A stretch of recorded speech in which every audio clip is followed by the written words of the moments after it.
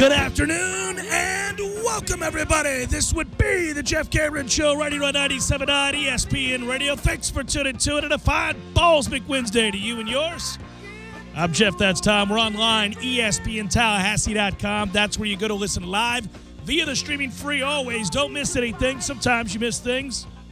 When that happens, you want to know, how do I catch up? How do I find it? Well, you go to the website, ESPNTallahassee.com. When you go there, you'll see the archived audio in the audio vault. You'll also find it on iTunes. Thanks for listening to the show. I appreciate it. On Twitter, it's at @JCameron Show. Also on Twitter, at 979 ESPN Radio, a good follow. While you're doing that, you'll see the show Periscope. You'll see us on YouTube as well, ESPN Tallahassee. And you can email me, jcs@979ESPNradio.com. That was a disastrous final 12 minutes of the half that leads to a 41-22 deficit for Florida State heading into the half. The fewest points, 22 that is, scored by FSU in a half this season. Well, welcome to Brooklyn. Have a good time. Grand opening, grand closing. So they get beat. They do come back in the second half, where at one point it certainly looked like Florida State could get run out of the building by 40, and you actually began to wonder aloud a little bit, or maybe to yourself. You said, is this performance so damn sorry that perhaps they'll rethink whether or not Florida State ought to be in the NCAA tournament? And I would have been right there with you, just sitting next to you in the car thinking, I thought that too. So it's frustrating, but it's not altogether surprising. I said they would lose this game, and I really didn't think they'd play well either. They look done. They look shot. I'm kind of, to some degree, surprised they won against Boston College once they got down the way that they were. And the fact that they were down 9 in the second half of that game, I'm kind of surprised they came back in that game. I'm glad they did, because they certainly probably played their way into the tournament. But it was once again an indicator that they're not clicking the way they did earlier in the year. Teams have certainly figured out how to defend them. And, because they don't consistently shoot the ball well, and they certainly don't defend. So, they don't defend the three-point line very well. Teams get into a rhythm from beyond the arc and make a lot of shots against them. So they put a lot of pressure on themselves to play exceptionally well offensively, and yet they're limited on that end of the floor. And the combination of not getting stops, coupled with, so you don't get stops, therefore you don't score baskets in transition off live ball turnovers or rebounds that really kickstart the break. So they don't get to do that. They don't get to play at the tempo that they want because they don't defend consistently enough. And teams make a lot of shots. And now you got to come down and hope that you're in a rhythm and make a lot of baskets. That is to say, knock down open looks, etc. But for Florida State, if you go back, even in this game, the stretch where Louisville goes to the zone and you go 0 for 7 and turn it over twice, and those are turned into baskets the other way, that's the beginning of the end.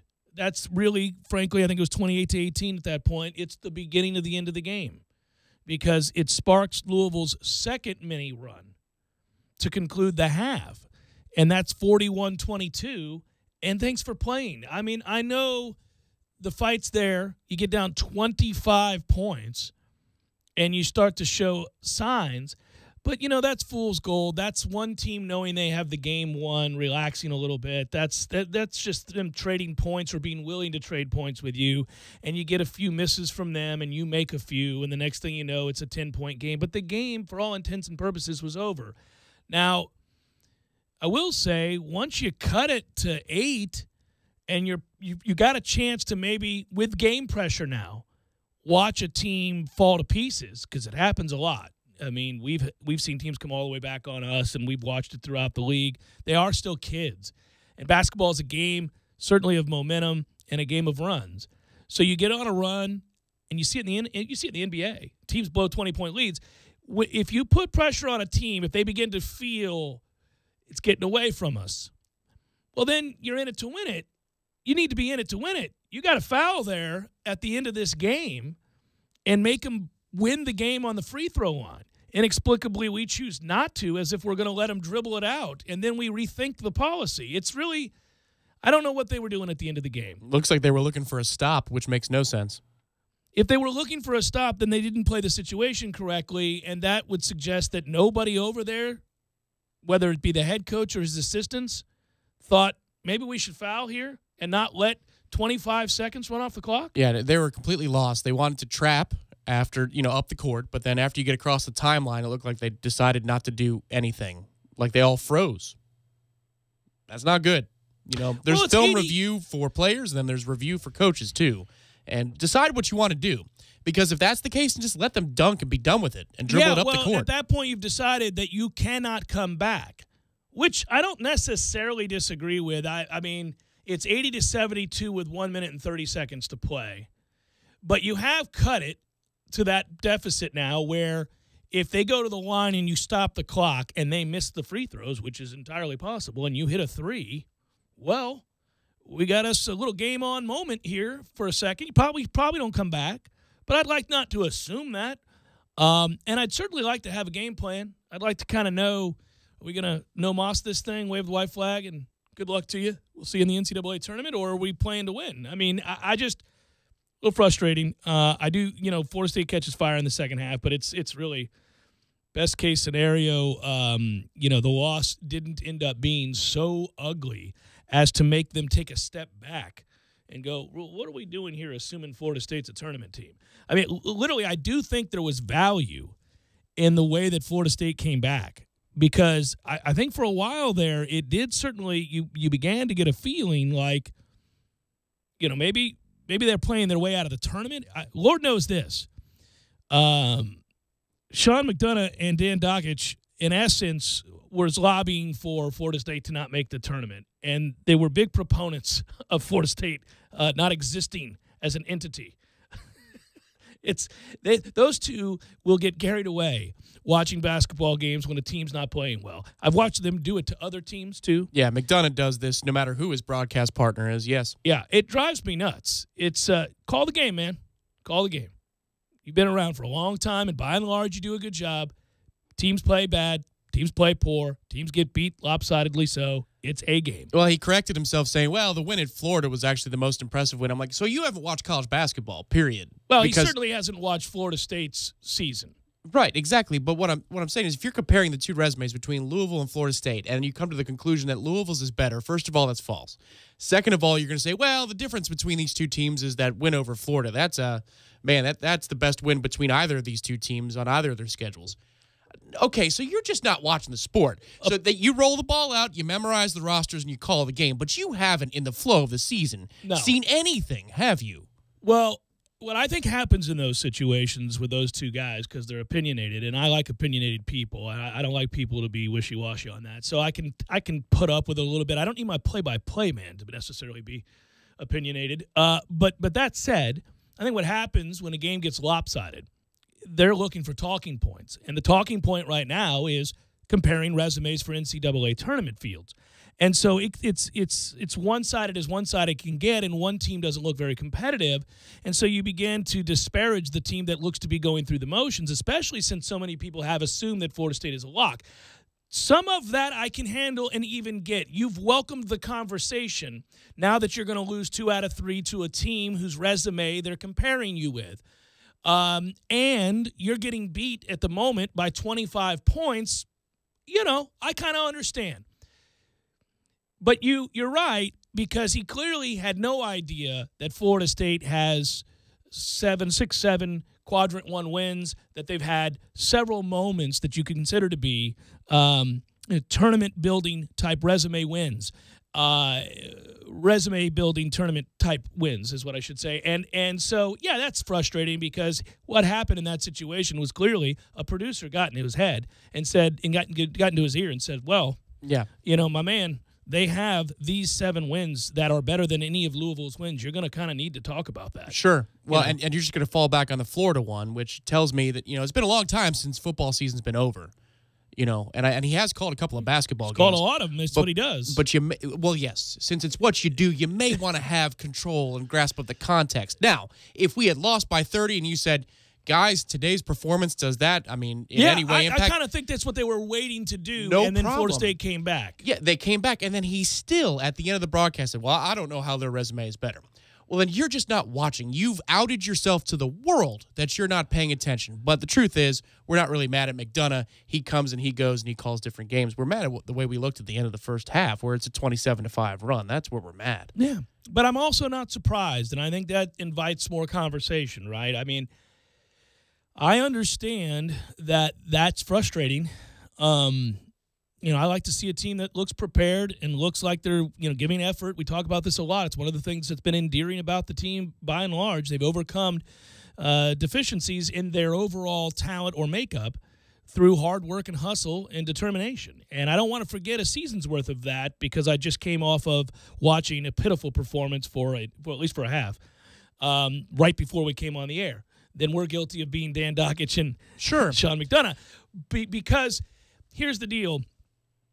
They looked shot, as in they were exhausted and out of gas in several areas late in the year.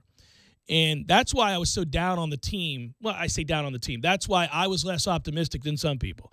And I would come on and say, look, I think they're going to make the tournament, but they look like they're just holding on for dear life right now, and I really don't suspect they're going to shock anybody and pull off some upset. And that's basically what they've been. They're holding on. MJ Walker is shot. He's done. So you don't have a talented and skilled basketball player doing the things that he did for much of this season, certainly the middle portion of the season. Obviously CJ's game is CJ's game. So that's kind of been turned over to Trent, and that's a good thing. But, Trent's not a complete product yet, and he's got a room to grow, especially in terms of being a point guard and getting and distributing the basketball and those kinds of things. When he does, he turns the ball over. It's inaccurate passes. I mean, sometimes. So there are holes in the team that they've had to overcome, and I think they've done enough to get into the tournament, which is, again, a ringing endorsement for the staff and the team and the season with the product that we had this year. It's back-to-back years of tournament bound, but admittedly, I don't like feeling, as I'm fond of saying, bereft of hope going into the NCAA tournament, and I know that everybody feels that way currently. Yeah, probably. But the Louisville matchup is a problematic matchup, which is why when we were on the road at Louisville, you gave us no chance. I gave us no chance. Rightly so. They have a big who can do something about it, and we don't know what our big situation is ever. I mean, Obiagu is an incredible shot blocker, but we were caught in between the Kumaje Obiagu thing again today for much of the game. And they're not calling anything down low today. So they're not calling anything down low. That means that shot blocks are aplenty for Louisville because nobody's going to get in foul trouble, and we can't hit open shots in the final 11 minutes of the half. I mean, you have a corner three for CJ, a corner three for MJ, wide open, rattles in and out. Both of those guys went 0 for the day, by the way. A shot from the elbow for Kofor, Kamagale, rattle in and out. Terrence misses 3 free throws in a row. I mean, all of those things go wrong, and you can't attack the paint you want to because the way the game is being called and the deficiency we have in size, that's one half of the court going as poorly as possible. Then on the other side, they're hitting every three underneath the sun because you're leaving them open in some cases, and in some cases they've got plenty of confidence now, and it just begets another three and another three or another made basket. Louisville's got good players. So it's just a matchup nightmare, and then you can't make shots and they make every shot. That's what happens. That's how you get rolled like that. So the good thing is for cosmetics, we got it back to a decent margin where nobody's going to be having, I think, the larger conversation. I think we're insulated from that. You never want to leave it up to a committee. You never want them to be the ones that are deciding your fate, even when you think you've got a handle on the strength of the schedule and the wins and the overall resume. But I do think today's loss, to some extent, gives you pause. I still think they're in. I said that yesterday. I said it last week that if they beat BC, they would be in. I still believe that. I think they are. But I'm willing to accept that there is likely a small chance that, especially if things get hairy with some of the other bubble teams, I think you Texas, UCLA go far. Louisville wins another game, and maybe Notre Dame. Well, and I feel like Louisville's resume, I said this yesterday too, I feel like the ACC could have 10 teams get in the tournament, and people won't want to hear that. But if Notre Dame goes on a run and, they get their best player back, one of the best players in the country, the committee will take that into account. And if they go on a mini run, Notre Dame could get in. Louisville, I think, may have played their way in today with that win. And so that you do get a little nervous that the committee goes, well, we can't let all of these teams in. Who of this bunch is playing the worst right now? If something like that happens, you could be in a little bit of trouble because there's no way that you nominate anybody other than Florida State as the team that's not playing all that well down the stretch. Louisville's playing better. Notre Dame is playing better. Syracuse, almost everybody. You know, that BC team, if they had any depth at all, would have won that game. I mean, and you would be able to argue they were playing better. It's a bad feeling to have to say that. It's a frustrating thing. But when it's compared and contrasted to the preseason expectations, then I'm okay with it. And I'll say that they're a team that makes the tournament and did better than a lot of people expected them to do. You made a compelling case if that's the way it was supposed to go, or if that's the way, in fact, the committee is thinking and they're in line. It's scary, yeah. Okay, as scary as it is and as compelling as a case as you make, your overall concern level when you walk back from making that argument on a scale of 1 to 10, how concerned are you that we're not going to make the tournament? Like a 3. Right, exactly. Yeah, like a 3. I think they've done enough. And I'll go back through the resume again just to remind everybody, and the way that the committee is now using more advanced ways of deciding the quality of your wins and not just a RPI. Not just a number, but road wins and neutral site and all that other stuff. And you put all of these wins in quadrant 1 and quadrant 2 and quadrant 3. And if you're coupling Florida State's quadrant 1 and quadrant 2 wins, it's a good resume. It really is. The only thing that holds us back in the RPI, again, is our non-conference strength of schedule, which is 323 as of early this week. You know, a lot of teams like that, too. It's weird because out of conference is the big win over Florida. Your only non-conference loss is a 1-point loss to an Oklahoma State team that swept Kansas. So it's not an abomination. Now, Oklahoma State has terrible losses on the resume, but they have some incredible wins. So it hasn't been a situation where you would look at that and go, my God, what were they doing losing that game? Well, you know, that team swept Kansas. So they're capable on a given night of playing really well, and they did that night, and you lost to them by 1 that afternoon. You lost to them by 1. You know, the Wake game, the ACC is the ACC. You've got games up and down the schedule for every team in this conference not named Virginia where you go, what happened there? There's only a couple of those, though, really. It's the lopsided game to Notre Dame, and it's the loss to Wake. Other than that, there are no losses where you're going, what the hell? So I think they're in. I get it, man. It's tough because these two things can be true simultaneously, and it's frustrating to try to reconcile them. The idea that the team had a good year. Nobody wants to hear that when you play like that, especially in the first half. Nobody wants to hear me come on and say, hey, by the way, ignore all those feelings you had while watching this team getting trounced this afternoon in the first half especially, and just try to take a step back from the ledge and realize this has been a fine season. I get it. Nobody wants to hear that. It's true, but nobody wants to hear it.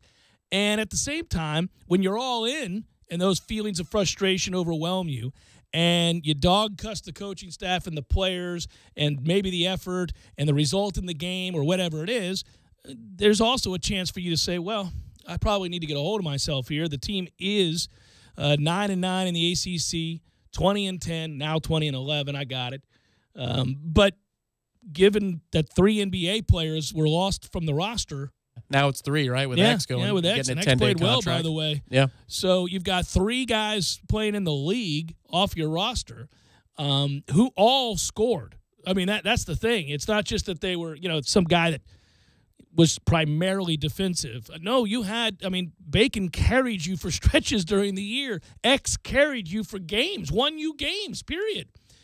Even Isaac had enough games where he was the difference. So losing that seemed an awful lot to overcome, hence the preseason predictions, and hence the reason that I encourage everybody to say, okay, well, either way, we pump the brakes. I'm going to pump the brakes on the flag waving, hey, yay is Ham and the rest of that staff, because I am a little perturbed, and I'm not going to shower them with love today. But I'll also pump the brakes on the, good God, we suck, we're never going to be any good, this staff's terrible. No. Somewhere in between is where we're at. The middle way. The most boring roller coaster in the world. That's what we need to take right now. Everybody hates that because it doesn't fit into what we're accustomed to doing these days with social media and everybody having a polarizing take on something. But this team is, in a weird way, very boring because they're not extremely good or extremely bad. Right. We need to be the people mover. That's what we need to be. Just the people mover. We're coasting. Even Thunder Mountain Railroad's kind of boring.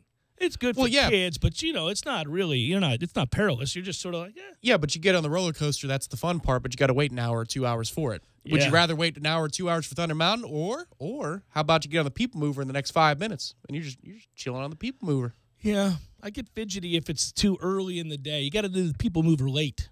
Oh yeah, it's the people mover you need at the end of the day. It's right before or after lunch. Yeah, for me. Okay, yeah. Because you've been at the park for 3-4 hours. Yeah, you run from land to land. You need a little something right there, don't you? A little people mover. A little people mover indeed. We got some NFL talk. We've got Florida State baseball. Keep you updated what's going on with the other ACC tournament games, of course. Jeff Cameron Show 97.9 ESPN Radio.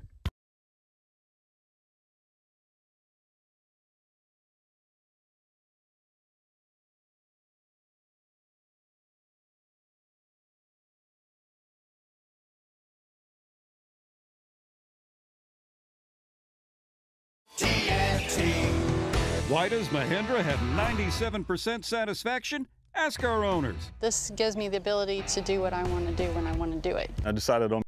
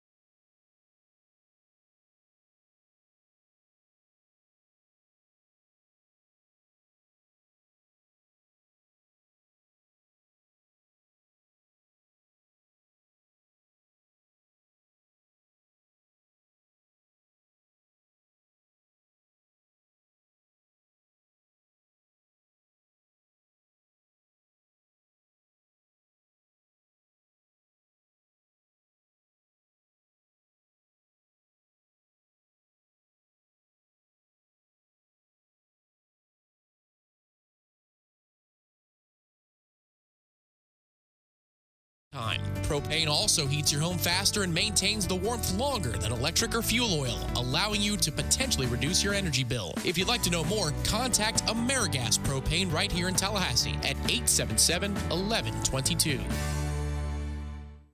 Don't just listen to The Jeff Cameron Show. Watch it live. The Jeff Cameron Show Streamcast. Live weekdays 3 to 6 p.m. Head to ESPNTallahassee.com today to watch live or catch up on demand. The Jeff Cameron Show Streamcast. Brought to you by Nice Tire and Auto, your trusted Goodyear dealer. 574-4100. And presented by TNT Supercenter in Thomasville, Georgia. And Franklin Spring Creek Ford.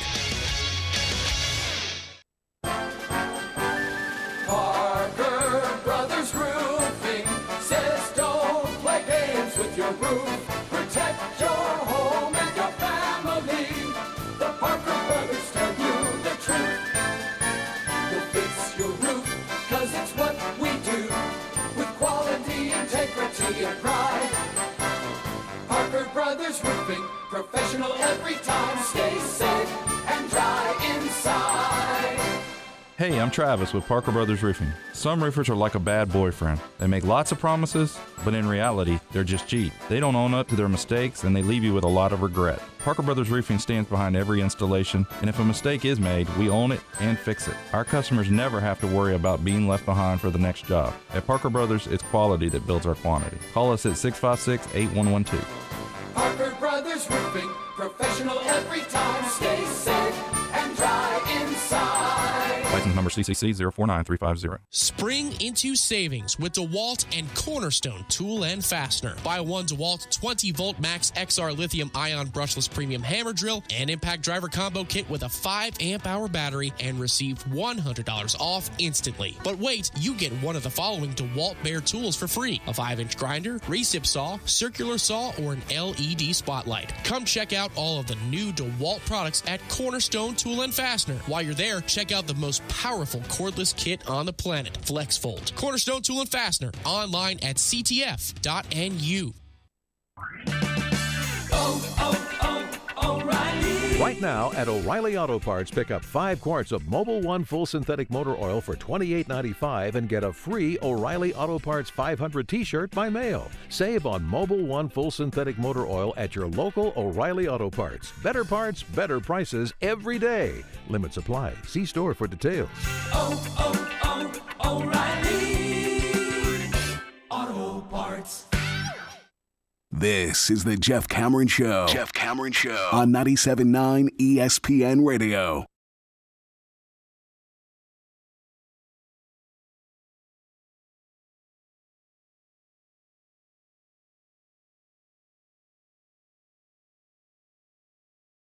So say that I think I don't know what you do here. I mean, I'll lay this on the court and you guys tell me. Terrence Mann is useless. I hate to say it. Minus 18 today. I mean, what are we doing? What would you say you do here? Now, okay, so I say that, right? And you kind of wait for me. Like, well, geez, that's a bit harsh. This ain't new. It's been going on for a little while.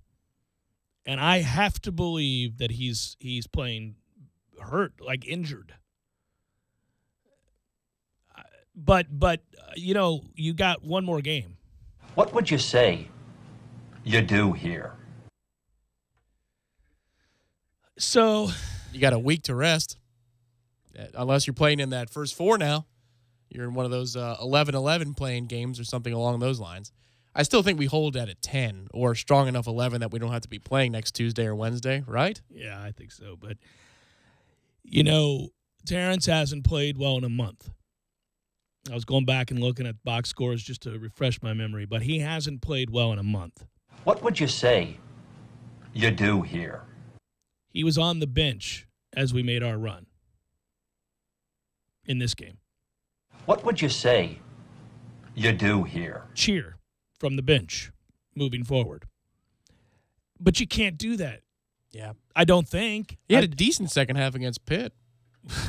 Just if we're grasping for something. We are. We are grasping our asses off.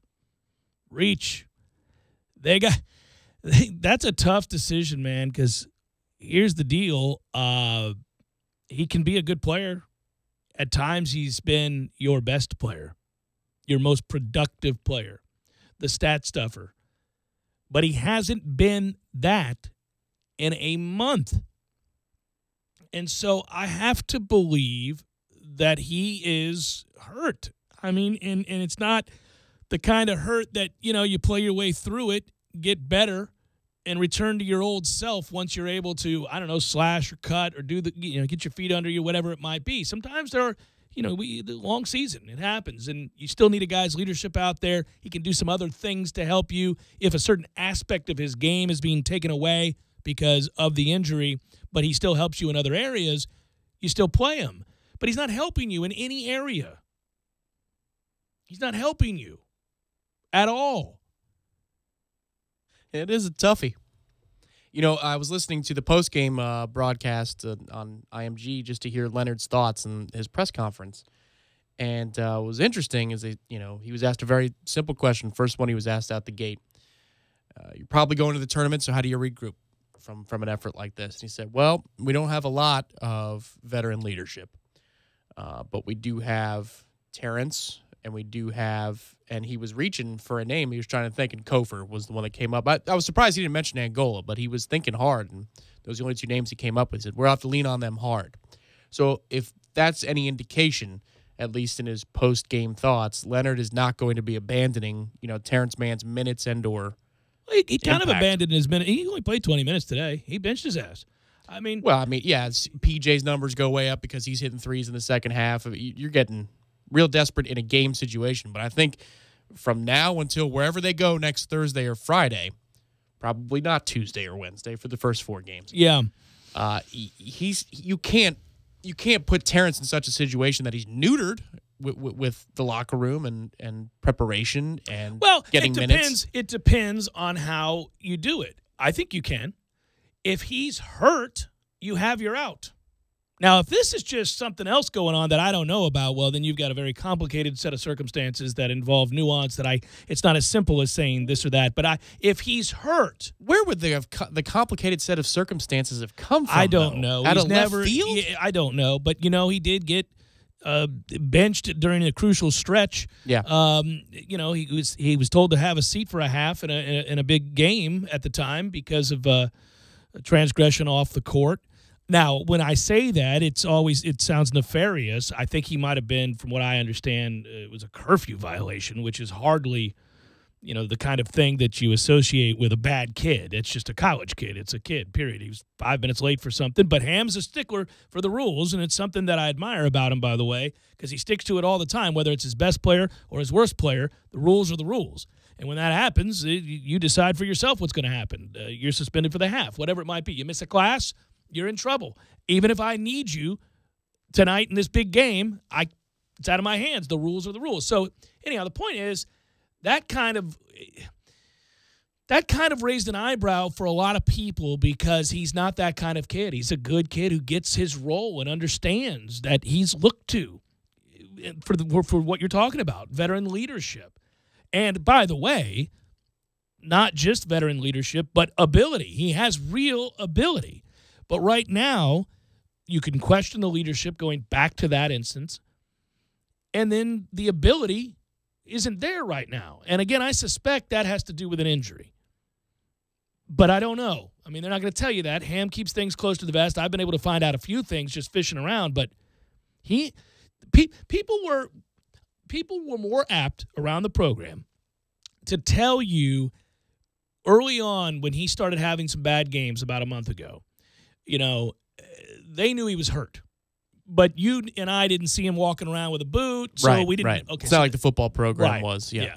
So they're not slapping on a boot on every Tom, Dick, and Harry that has a hangnail like they do with the football program under Fisher. That's not the case. But here, we didn't see him in practice. We weren't at the basketball facilities. Nobody knew he was hurt.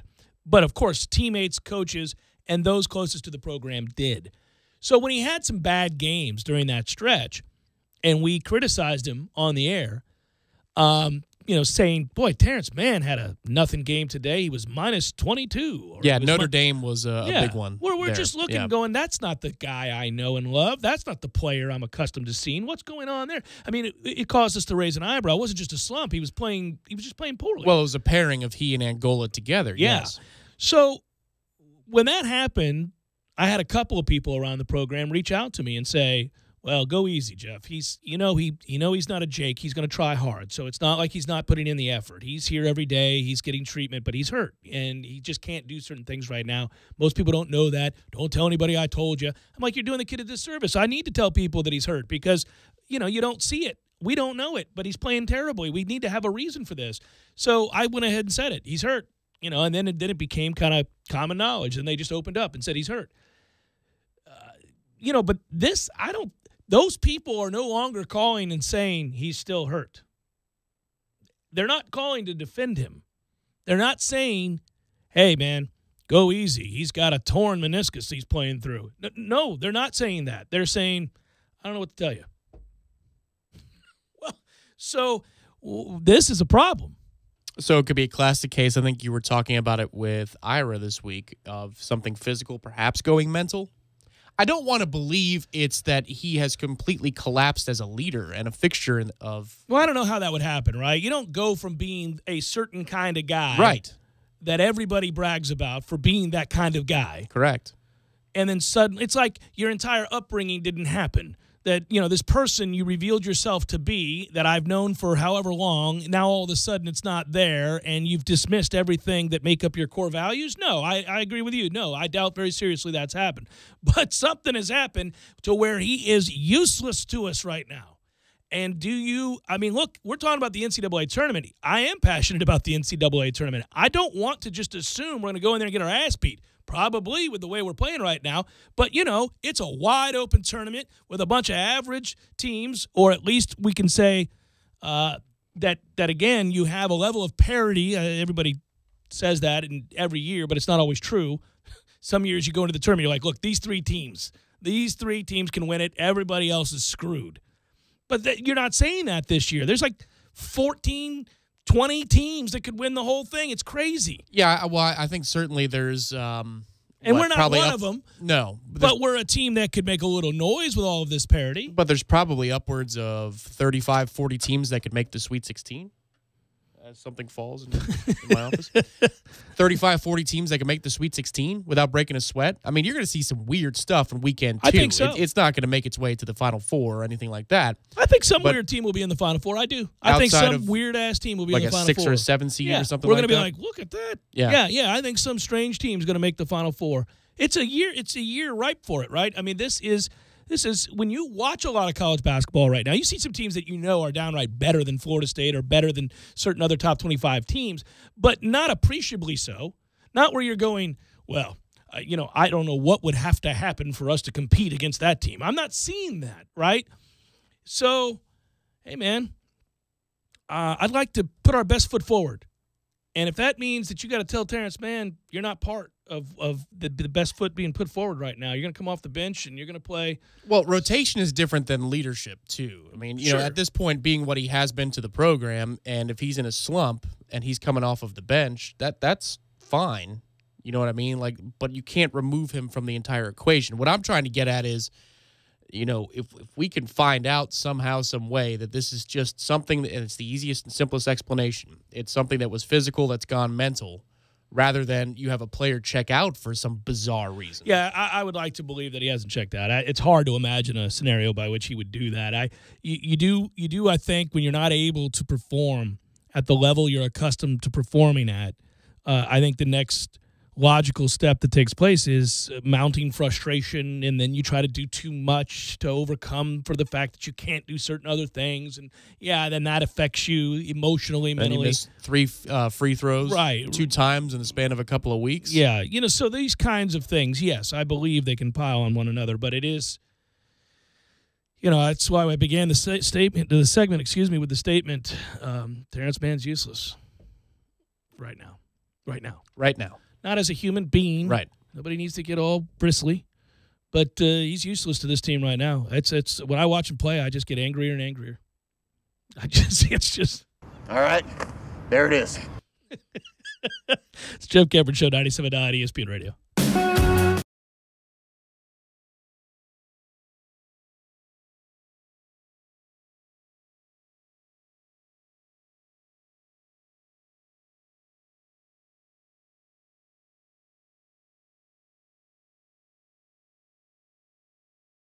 When you're in need of auto repairs, look no further than Nice Tire and Auto Service. Nice has been in business for 16 years with long-term, knowledgeable sales associates. They have the latest wheel balancing machine in the industry. And for passenger vehicles, they service AC, brakes, suspension, tune-ups, and much more. Never sit through a long wait. Nice Tire and Auto has 10 service bays to get you back on the road quickly. If you have tire problems, check out their large inventory with various Goodyear and Michelin tires. Nice Tire and Auto Service, 4792 Bluntstown Highway, 574-4100.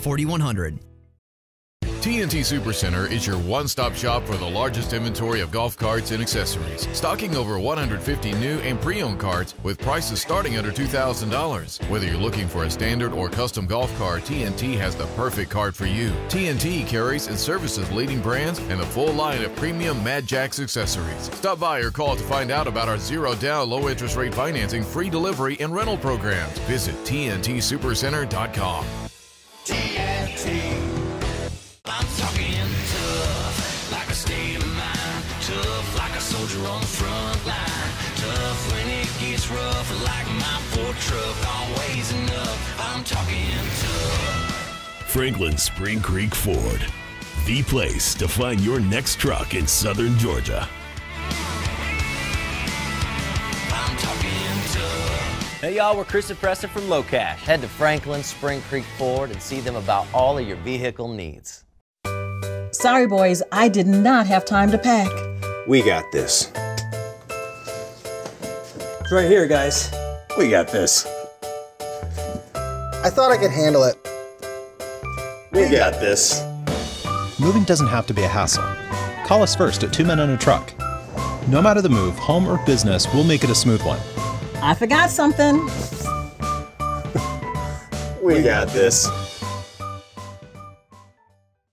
Communities for over 34 years. With access to more than 28 national and Florida-based insurance carriers, they have an independent advantage. Multiple lines of personal, commercial, and life insurance all under one roof. If you don't know insurance, know your agent. Williams Insurance Agency, 2901 East Park Avenue, Suite 2200. Call them today at 877-8555 or visit online at williamsinsurancinc.com.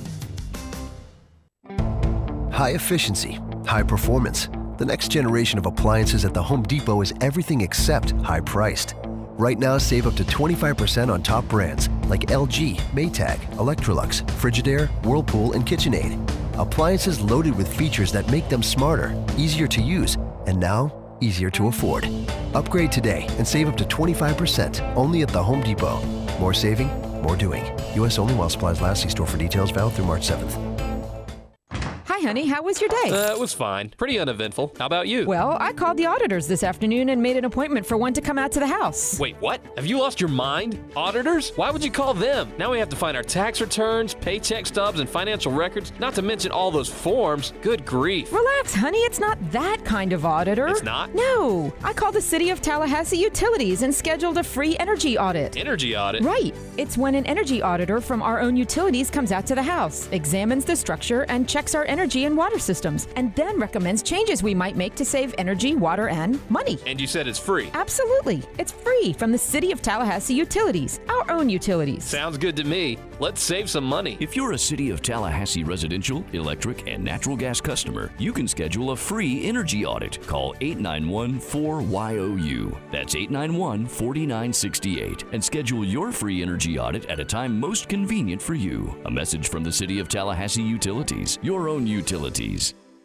How much will you save at the JCPenney Mystery Sale? An extra 50, 40, or 30% off. Friday through Sunday, visit in-store to receive your mystery coupon. Then peel to reveal and save instantly on regular, sale, or clearance prices. Wow! So what are you waiting for? Hurry! In-store only this weekend at JCPenney. Coupon valid 3/93/11. Excludes final take offers. Clearance selections vary by store while supplies last. Savings off regular and original prices. Intermediate markdowns may have been taken. Some exclusions apply. Coupon giveaway available while supplies last. Must be 18 or older. See store or jcp.com for details. Sports are defined by stats and performance, but here's a performance stat that no one wants to talk about. Erectile dysfunction affects half of all men over 40. That's 50%. If you're struggling with ED and other therapies haven't worked, isn't it time to feel like yourself again? Learn about a long-lasting ED solution from Coloplast to get you back in the game. Visit Dr. DeLay at Advanced Urology Institute, located at 2000 Centerpoint Boulevard, or call their office and set up an appointment today. 833-4DRDELAY. That's 833-4, Dr. DeLay. The sooner you seek treatment, the sooner you can get back to feeling like your normal self. That's 833-4, Dr. DeLay. Spring is upon us and the grass is turning green. You probably need a mower to make your lawn look its best. So check out the new 2018 lineup of Gravely zero-turn mowers at TNT Supercenter in Thomasville. The 2018 Gravely zero-turn mowers are the end result of over 100 years of experience and performance. Over a century of designing and crafting packed into every 2018 Gravely mower, making them the longest-lasting, most comfortable Gravely ever. Now at TNT Supercenter in Thomasville, save thousands on a new Gravely with their Mow the Distance promotion. For a limited time, pricing is marked down an incredible 22% off the entire Gravely Pro Turn lineup. This means a savings to you of up to $2,000 depending on the model. Over 150 zero turns in stock, starting at just $28.99 with a steel fabricated deck. But hurry, the promotion ends March 24th. Zero down and 0% financing available with approved credit. Visit TNTSupercenter.com to view the current inventory and pricing. Live from the AmeriGas Propane Studios in the capital city of Tallahassee, this is the Jeff Cameron Show on 97.9 ESPN Radio. It's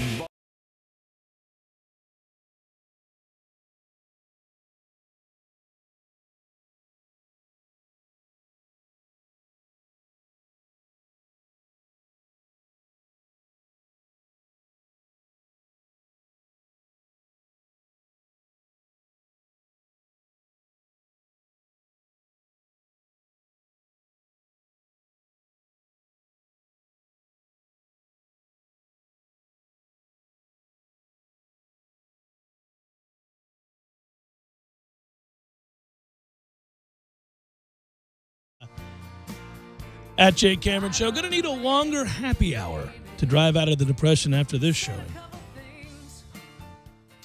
Have we ever seen a zone defense? It's funny. Yeah, I figured during the height of the ineptitude that was taking place, there would be some frustrating tweets and emails that we'd be getting. Yeah, and it happened. Yeah, it definitely happened. You know what? Just do this. This will make you feel better. You're not Jimbo Fisher on a freaking horse because the boosters that are paying your salary tell you to giddy up and you have to be a judge in some stupid-ass rodeo contest and look like a clown. There you go. You got that going for you. Hammer right after the game. Hey, Jimbo. Jimbo, it's Steve. Listen. You know how when I came in your office unannounced last week, because I'm a big-time donor and I can do that? Yeah. Well, I forgot to tell you, you're going to be getting on a horse. Yeah, that's right, a horse. That stuff's garbage. No, we like it. We like it. We love it, in fact. We want you on the horse, and if we can get Revelry on there with you, you're going to do it, and you're going to smile. I can do this. You got no choice. Just thought you should know. Thank you very much. Now you get on that horse and look comfortable. For God's sakes, there's a lot of horse riders that went to Texas A&M. We ride with pride. Thank you very much. We don't want to look like a freaking Yankee that's never been on a horse before, falling all over the place, uncomfortable. Revelry can ride the horse. And so I'm damn sure going to tell you now, our football coach can ride the horse, which is what you're going to be doing come next Wednesday as a judge in a rodeo. We do lots of rodeos. We round up our friends, and we ride the horses, and we celebrate horses and our horse culture and that and oil. So I'll see you there bright and early. If you want to practice, I've got a horse. So does every one of those guys that walk into your office unannounced just to shoot the breeze on a random Monday. I know how much you enjoy that, Jimbo. Get used to it. It never ends, and it never will. It never will. We're Texas A&M. Not you. We are Texas A&M. Oh, do you have a hat? A cowboy hat, a real cowboy hat. I'm talking about a 10-gallon bucket. Don't forget the gingham boots. The ones from the press conference. Mandatory. You already know that. We've had this conversation. I shouldn't have to remind you, but 2 times in a row for various meetings, you've shown up without the boots. And I don't understand it. Are you not being paid well enough to get you a nice shiny pair of Gig 'em boots? Because I got extras. What size are you, Jimbo? You're a little guy. Me too. That's why I have a horse, and a big one at that, and a gun, and boots. Need them to make up for how little I am. So they may fit you. That's what I'm telling you right now. They could fit you. You can slide those puppies on, and we'll be gigging them together on a horse, which is what you'll be doing come Wednesday. Smile, damn it. Hammered right after the game.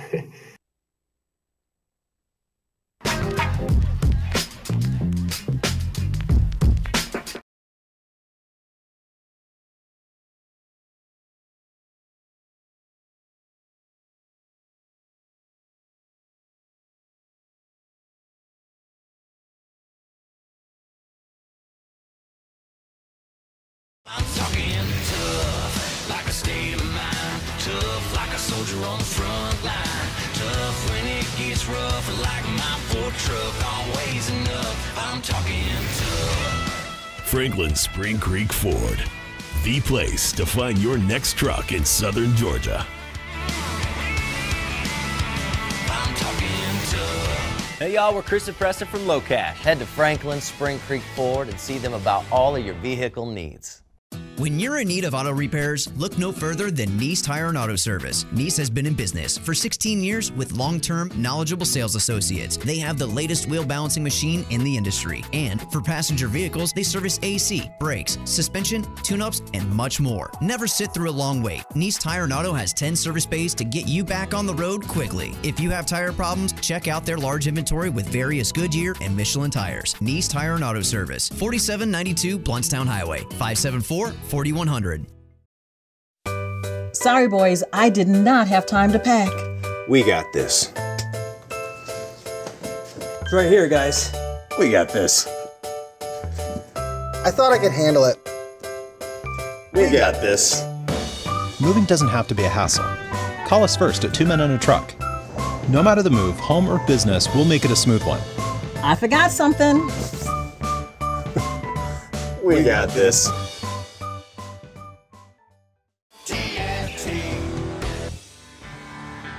Smoother, bolder, sharper, comfier, smarter, fiercer, tougher, stronger, longer, greater, prouder. Gravely Zero-Turn Mowers.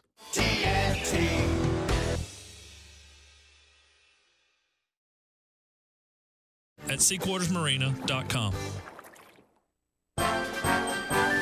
Parker Brothers Roofing says don't play games with your roof. Protect your home and your family. The Parker Brothers tell you the truth. We'll fix your roof, cause it's what we do.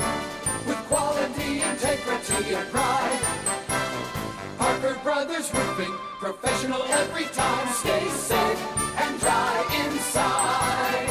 Hey, this is Travis with Parker Brothers Roofing. No one besides us wants to hear that you need a new roof. It's one of the biggest home improvements you have to make, and Parker Brothers Roofing understands. We now offer financing for 0% over 60 months. Yes, that's 5 years. Call us today for 5 years interest-free financing on that new roof. 656-8112. That's 656-8112, or go to parkerbrothersroofing.net. Parker Brothers Roofing, professional every time. Stay safe and dry inside.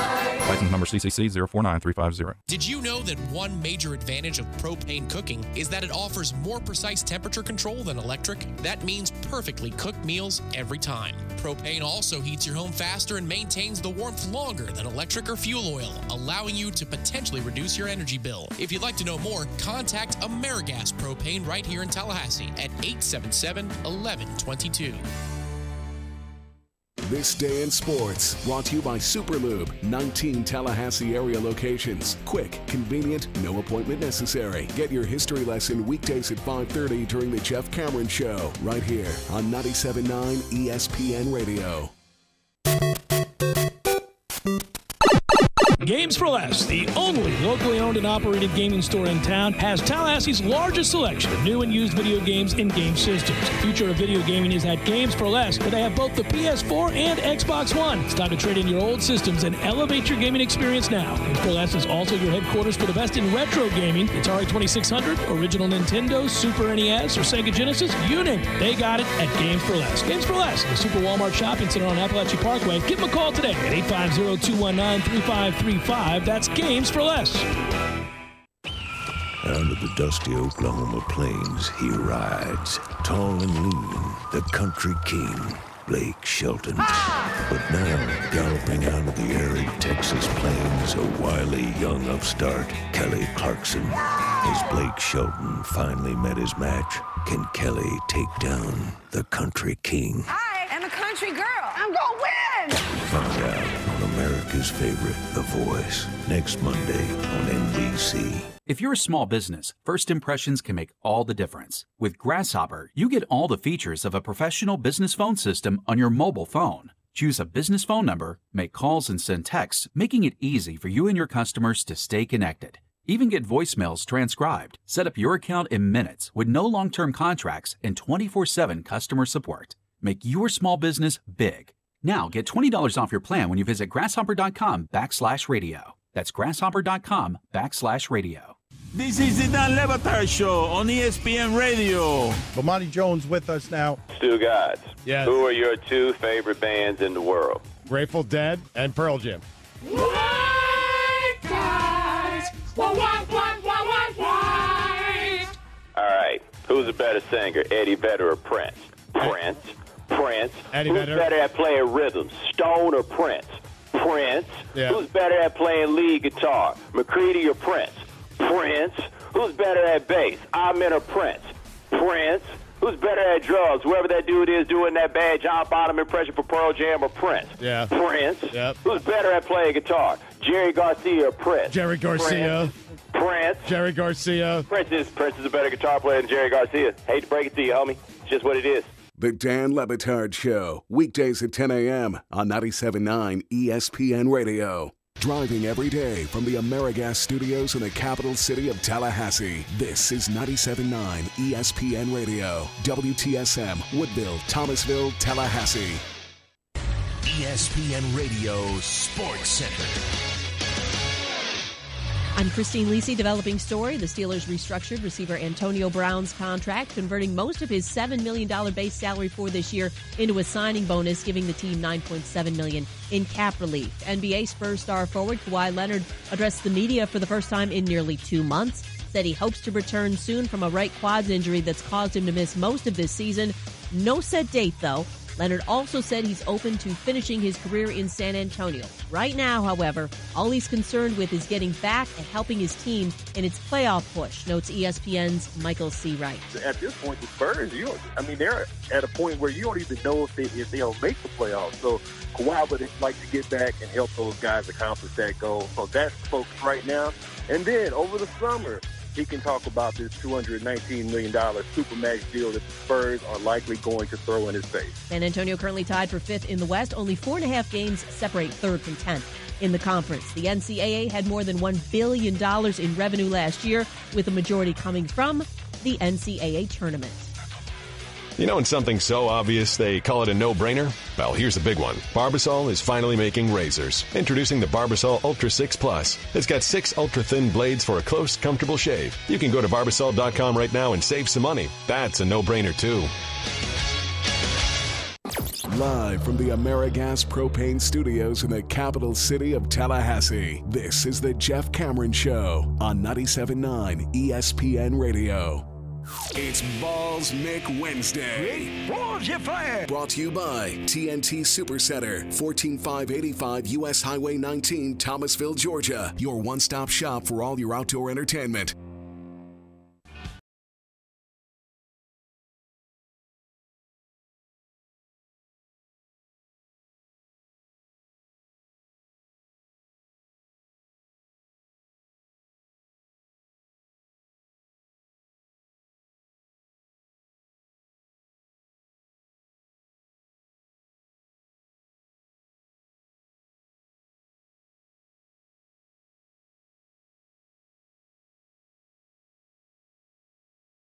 number 2, Jeff Cameron Show, 97.9 ESPN Radio. Thanks for tuning to it. I'm Jeff, that's Tom. We're online, ESPNTallahassee.com. Also, you'll find the show on iTunes, all 3 hours of it when it concludes today.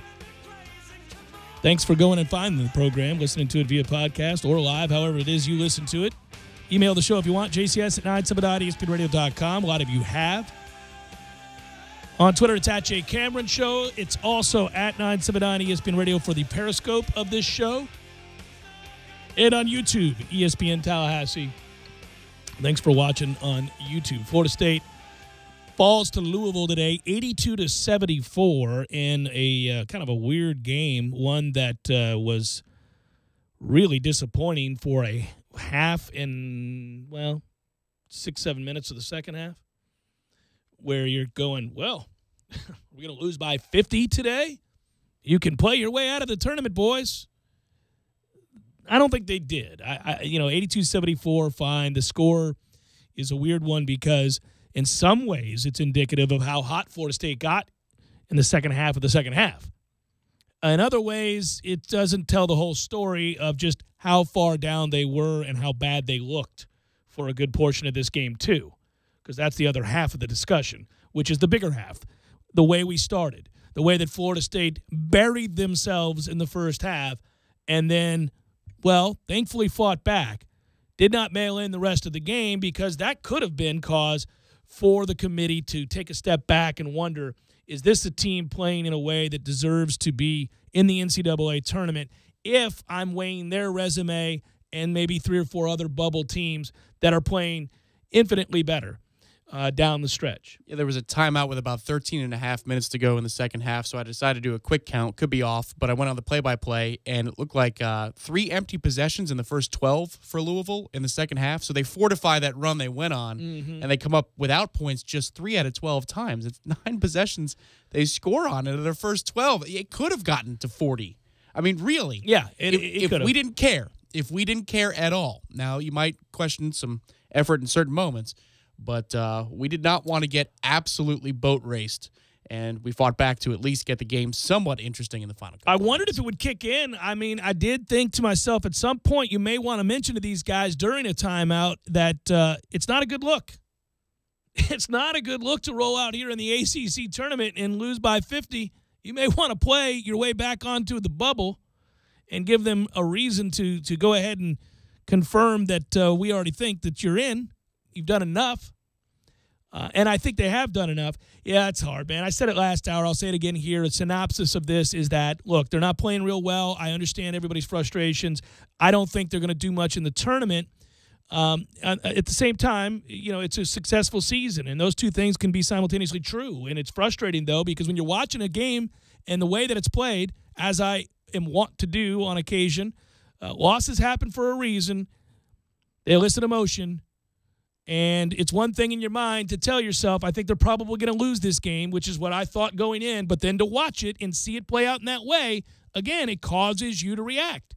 And so the season can be a success and that game can be a disaster, and your emotions that are tied to that game are understandable. And I don't fault you, man. I got plenty of emails from guys going, man, I'm with you, Jeff. 20-10 and 9-9 in the conference is a good year, but this is not good. They're not playing well. No, they're not playing well. I've been saying it for weeks. They're not playing well. It's a good thing they beat BC because I'm telling you now, they would have played their way out of the tournament.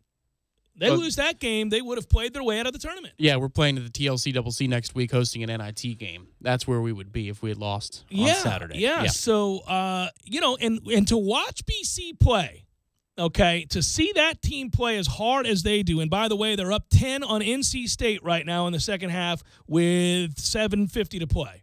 Now, BC's had a lot of leads this year. And the trio of guards they roll out there are talented. They can get their shots. They're guys that are going to play at the next level in a couple of cases, but they don't have any depth. They play 6 people. And so those shots stop falling at the end of games, like they did against Florida State where they missed their last 7 shots. And the legs weren't there. And the last 7 shots from 3. The legs weren't there. And so Hey, we're at 60% into the second half. But what I'm saying, they can shoot, but yes, they can. just lose their energy because they don't have enough coming off the bench to help them. So they're going to ride and die with their guys, which I actually don't blame them. I mean, you got to do that, but the result is you're going to let some games get away that you could have won or that you had leads in. BC's done that a lot. The reason I bring that up, there's no guarantee, especially with the way NC State shoots, that this game is over. But BC's playing well at the end of the year. And that's why I was a little apprehensive about what we might see on Saturday against Boston College going in, because I know it's senior day. We have to have it. It probably punches your ticket. But when you're not playing well and somebody else is, there are no guarantees just because you're at home. And immediately we got down, and then we're down by as much as 9 in the second half of that game. Luckily, BC ran out of gas. Florida State fought, and got the game they had to have. And now that really looms large, because this game today, another one in the loss column, and a stretch of poor play at the end of the year that is very aggravating. But, there's no getting around the fact they're not playing real well right now. And in particular, certain players that I've had to call out. And guys I like, Terrence Mann is just killing you right now. He's providing nothing. Understanding that the tournament is all about matchups, and so we'll see who the opponent is, just in theory right now, though. If you're anything that's like a 9, 10, or an 11 seed, hopefully not, again, playing in that first 4. That's my number one fear now. I'm not worried about missing the tournament. I just don't want to have to play one of those Tuesday or Wednesday games. I mean, you're going to be capable of beating any one of those teams. Yeah, sure. You're capable of beating most teams, frankly, on a given night. Almost anybody. I wouldn't pick us against Villanova, but I'd like our chances against just about anybody. Now, admittedly, I would have felt in a singular game. I would have felt better about our chances had the last time we had a week off not gone so poorly. But the last time we had a week off, it did not go well at all. We went on the road to NC State and got absolutely trounced. So maybe the layoff thing doesn't help. But I would think that you'll be able to hit the reset button and play a team that you don't match up with as poorly as Louisville. Again, that's what was so interesting about that win in their building at the Yum Center. Was in the first half, they're doing everything the same way, Louisville that is, they did in the second half against us down the stretch. They're blocking shots left and right. They're hitting threes. They're hitting their shots. And somehow at half, we're right there. I mean, we got a chance to win this ball game into the second half, and I don't know how exactly we did that. Then in the second half, we believed and we played well. Made a lot of shots. Made a lot of well, yeah, but I mean, a lot of low percentage shots, and you're just hanging on for dear life, and you're still in the game, and then you find a way to win the game. It's one of the more impressive wins of the season, but we just match up so poorly with Louisville because we don't know what we are near the basket. We don't know who our big is going to be game to game. You would think the way Obiagu has played heading into the ACC tournament, it would be he and Kumaje getting the lion's share of minutes, but they look confused as to what they wanted to do there. And then you play a little bit smaller, and it seems to work out. There's a bit of an identity crisis, and hopefully whatever team we match up with next week in the NCAA tournament doesn't present the obvious matchup problems that Louisville does, because that's a good team. I know they're on the bubble, but who wants to play Louisville in the NCAA tournament next week? Yeah, look, this is interesting, by the way. I was looking for more data while you were talking because you were bringing up good points. You didn't need my help there. I needed to just look at that and also look at whether or not it's a sure thing, because I keep telling everybody we're in the tournament. So while you were doing that, I'm thinking, all right, well, wait a minute. We're talking about this tournament as if we're in it. Is there anybody out there who covers this sport that does bracketology stuff saying, I'm not so sure? Just wanted to see if there was anybody who was bold enough to go, no, they're not in. Right. Because I have a feeling one or two analysts are going to do that. One or two people are going to look for a team to take out of a big conference and to add a smaller team or a fringe team, because that's what people do. And, okay, but well, they might do it on a Wednesday, too. You know how this stuff works with the NFL draft. Right. And then they'll revise it on Saturday and say, well, Florida State's in. We all knew that. But on Wednesday, they're looking for clicks. That's the hard part, too. If you go back to John Gassaway, who covers college basketball for ESPN.com, he's an insider. He went conference by conference and gave you his locks. Lots of people have done this. I'm citing any number. I can look at 4 or 5 different articles with this approach. Virginia lock, Duke lock, North Carolina lock, Clemson lock, Miami lock, Virginia Tech lock. Should be in. Florida State is the team that's mentioned along with NC State, by the way. And what they noted was Florida State going 9-9 in the ACC, offset by the fact that they have the win over North Carolina and a road victory at Florida and Virginia Tech. These are huge quadrant one wins that we keep citing as a reason to offset the negativity you feel while watching this loss today, or any loss for that matter, or even the way they're playing down the stretch as a whole, right? You missed the opportunity for another quadrant one win against Louisville. But all you lose there is an opportunity to improve your seed. The assumption is they're in. And so is NC State. Even if they lose today, for example, NC State is in. They're 20-11, 11-7 in the ACC. What are we doing here? I'd almost pencil them as a lock. Yeah. I'd have Florida State as a should be in, but I'd have NC State as a lock to be in regardless of what happens out here with BC. Yeah, they had a hell of a February. That's the thing. If you're talking about what have you done for me lately, NC State's done a lot for you lately if you're the selection committee. Yeah. So if you look at RPI and all the other means by which to judge a team, and there are several of them, whether it's BPI or SOS or anything you want to look at, right? Florida State matches the criteria, and it gets them into a place where you feel pretty comfortable that they're in. The team that had work to do today, which was another reason that I thought we would lose the game, was the team that beat us. Louisville needed to win that game a lot more than Florida State did, and I thought they played with a little edge and a little desperation early on. In the middle portion of the first half, maybe not early on. We're right there with them early on. It's the middle portion where they got on a run, they began to get invigorated, and I thought they fed off the energy and the necessity. I think that's an important nuance to delve into, though. Did we care to be there today? I thought so. I thought early we certainly did. And I think, you go back and look at the early portion of this game. I was actually kind of surprised, Tom, I'm not going to lie. Early in the game, you come out there. We did not look sluggish in the first 10 minutes. If you go over the last 6 regular season games, we were very sluggish to start contests in the first half. This wasn't one of those. In fact, I just pulled it back up. I wanted to look at the box score. We're up 17-14 with 11 minutes to play in the half. Yeah, that's where the 27-5 run comes from. So then the run happens. So you get under 12 to play after the under 12 media timeout, and Louisville goes on a 14-1 run. They hit 4 trays, 7 possessions. They take a 28-18 lead. It's 7:39 to play in the half at that point. During that run, Florida State's 0 for 7. They turn it over twice. Louisville goes to the zone. We have no idea what to do. We can't break the zone. We were subbing different players in to try to figure something out. It didn't happen. You exchange points with them at that point. It's 32-22 now, and then it's a 9-0 run, and thanks for playing. And you're down 41-22. 22 points, as I said last hour, the fewest points scored by FSU in the first half of a game this season, period. All of them. Haven't done worse than that. Prior to that, it was 25 on the road at BC when you were exhausted off a double overtime game and a day's rest. So that ain't good, and that's a massive deficit. And but to answer your question, you start the game 6 of 13 from the field, and and then from there. Well, okay, but are you playing with front runners energy, or are you playing with honest energy? No, I think they came out to play hard and to win, and I think they thought they could, and they played well, and then Louisville matched that intensity and then got on a run. We don't defend well. We started missing shots. You go 2 of 17 over the final 12 minutes of the half. That's just missing shots. That's not a lack of intensity. That's not a lack of effort. That's not a lack of focus. They just don't shoot all that well anymore. And at the risk of having pitchforks turned my way, a lot of them are halfway down and they come out.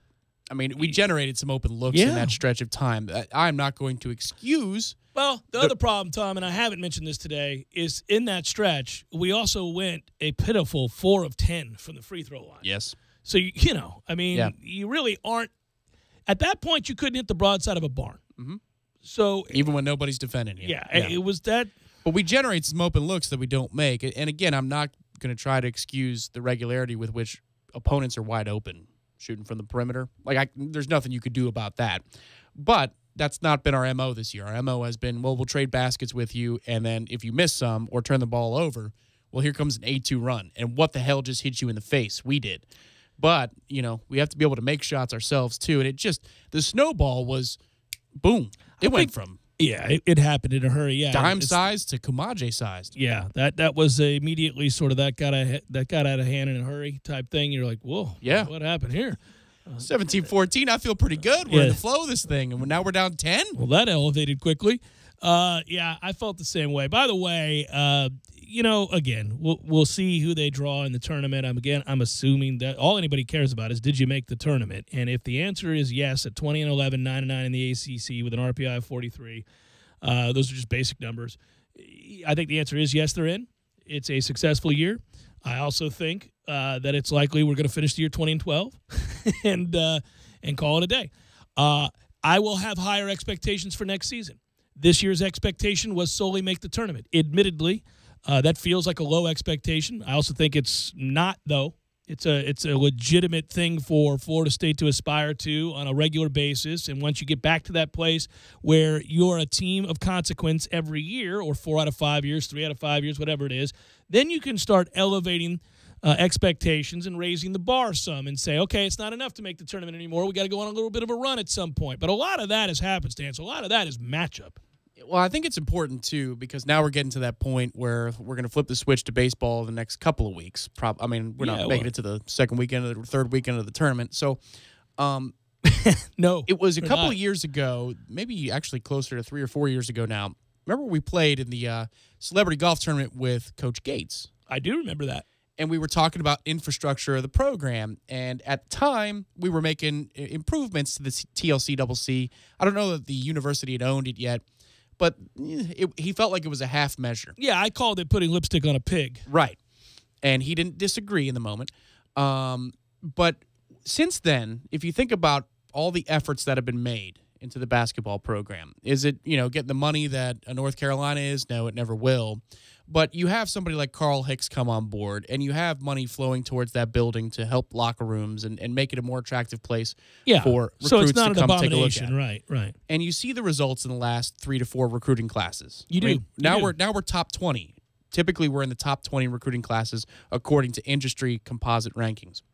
The success is following form. This was a purge year, and you made the tournament. But what I'm saying is, to your point, you should have a higher expectation next year. I think so. It should be akin to the 2016-2017 expectation. My fear was that the positive momentum gained from finally ending the streak of not making the tournament, and not only breaking that streak, but resoundingly so, to where you don't end up having a game that you lose at home and you go through a stretch that everybody thought was murderer's row and you just pile up victories.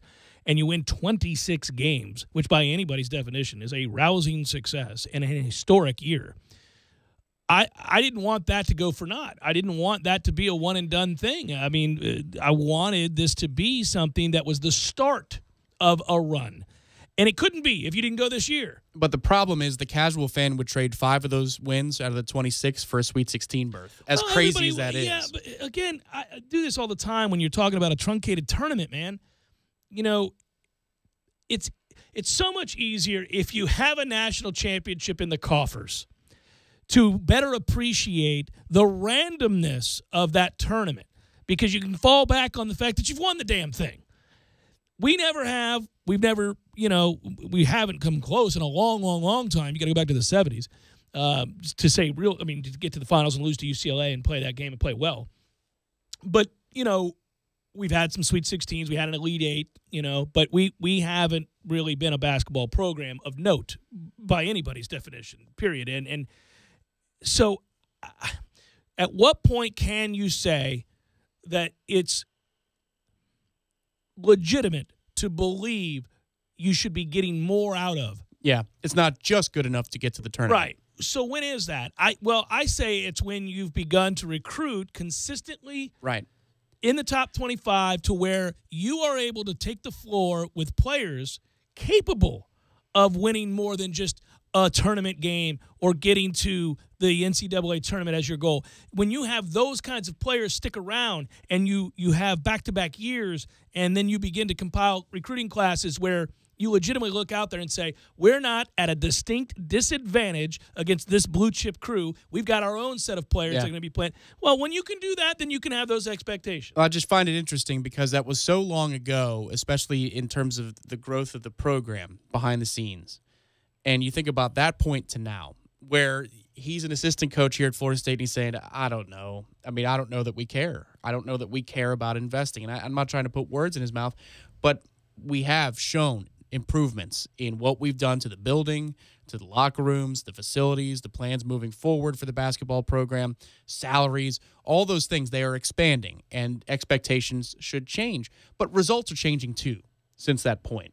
We've changed the program from one where you take a bunch of athletes and try to teach them basketball, and along the way, maybe they'll learn some offense, and you get a transfer here or there. Two, we are now recruiting better players. Are they top-end ACC caliber players? Not all the time. But this year you have enough depth. You have enough depth players from the classes in the last 2 or 3 seasons to go 500 in the conference and make the NCAA tournament. The results are following the investment to the program. But they need to get better and more consistent. There's no doubt about that. Yeah, and I think getting to the tournament this year will go an awful long way in raising the bar for next season. And they've got good players coming back. They've got some guys that you haven't even seen yet that can play. So, they redshirted players. You've got a unique point forward, if you will, in the program now that people really think could be special. So this was everything. Getting there was everything. And it's good to see that by and large, as I check around the country at sites that I find to be respectable and do a good job of monitoring the brackets and those on the cusp, I'm looking at Quadrant 1 wins here, and I'm reading the write-up on Louisville today, right? Everything about Louisville's resume is just so blah. They have 3 Quadrant 1 wins, but they came at Florida State, at Virginia Tech, and at Notre Dame. They have no bad losses, but they are 4-12 against the top 2 quadrants. They really, really, really need that win over Virginia, but it didn't happen. If the Cards can take care of Florida State, and that was before today's game, they do have a shot at replaying Virginia. They need those 2 wins before I think they get in. So today was you have to win this game without question, and then you probably have to win another game. And then the same is interesting. They look at a team like Syracuse. So I guess why am I bringing this up? I'm bringing this up to only solidify the fact that most national pundits have Florida State as a foregone conclusion making the tournament. This isn't local me waving the garnet and gold. This is the national pundits believing that it's not even worth, having the discussion. Right. Yeah. That they're in. Right. They're looking at teams like Syracuse and Louisville and Notre Dame instead of us. And for me, concurrent to your point, I'm saying now that money is being spent in the program, I don't think it's being wasted. I think we're seeing changes. Right. No, I think we've question. seen drastic improvements. Well, and now, think about it this way. In the last 6-7 years, right, we've gone from ACC champion and Sweet 16 appearance to the doldrums where you should probably think about getting a new coach. We were thinking about getting a new coach, and I understood the complaints, and I actually I went from defending him vehemently to I understand those of you who'd like to make a change. To reinventing the program, reinventing what we look like. How we play, what we do. Yeah. And the amount of skill that we bring in to the point where is Florida State a better place than it was 5 years ago for a new coach, whenever Leonard's time comes? Resoundingly so. Yeah. And it's good to say that. I wanted that for him. He's a good man who does it the right way and has done a lot of things right behind the scenes that don't get talked about. I like to see that rewarded. I like to see a guy who truly cares about his players, their families, the success of them as a player and a student be rewarded. It sounds corny, but it's so rare. I'd like to see it rewarded, and it can only be that as he edges towards retirement, that he have a run of success. Now, along the way, the Noel in me, beyond just wanting to pat Leonard on the back, says, yes, also I'd like my program to be worth a damn. Which they were last year, and in a year this year where all you have is depth players. You don't have a frontline player. All you have are depth players. You made the dance. I mean, damn, what more do you want in those 2 years with those 2 rosters that you had? Well, think about it this way. If you want to play it out, if you're a basketball-rich school and you're sweating today, and your team is one that is mentioned as being firmly on the outside looking in or the bubble. Syracuse. Like Syracuse, and you're going, why is Florida State in the damn tournament, and we're over here sweating? Why, if you're Louisville, what are we doing? We got blue chippers everywhere. Now, you know what happened with Louisville. Sure. I mean, they lose their coach, but because he was cheating. Yeah. So what are we doing here? And if you're one of these they other... still got a better roster. It doesn't matter how much cheating Rick did. Right. They're there. Those players are there. They played today. But again, you look at some of these other teams that some people have kind of, I'm not real sure about where they're at right now. Like, why are we having this bubble 16 talk where you're talking about a team like how about Oklahoma Shaka? State, or you're talking about Texas, or you're talking Shaka's in Texas. Shaka was going to solve everything anywhere he went, right? Well, that's what everybody does. When a mid-major makes a run, they go, I want that guy. Well, they need to do some work still. Yes. Jeff Cameron Show, 97.9 ESPN Radio.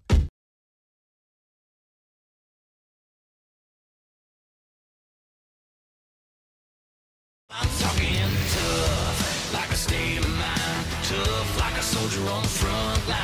Tough when it gets rough, like my Ford truck. Always enough. I'm talking tough. Franklin Spring Creek Ford, the place to find your next truck in southern Georgia.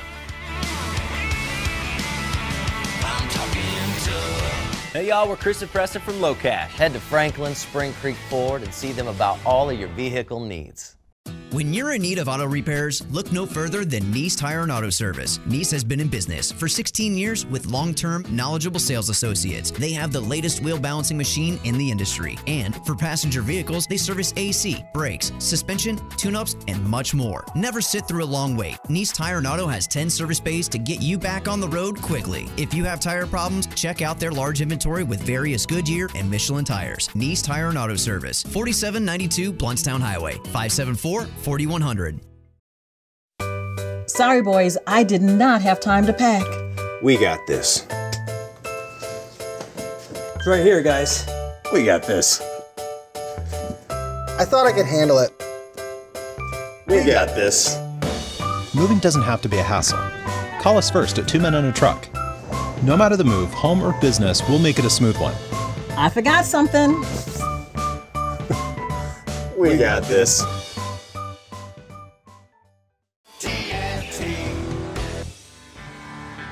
Smoother, bolder, sharper, comfier, smarter, fiercer, tougher, stronger, longer, greater, prouder. Gravely Zero-Turn Mowers.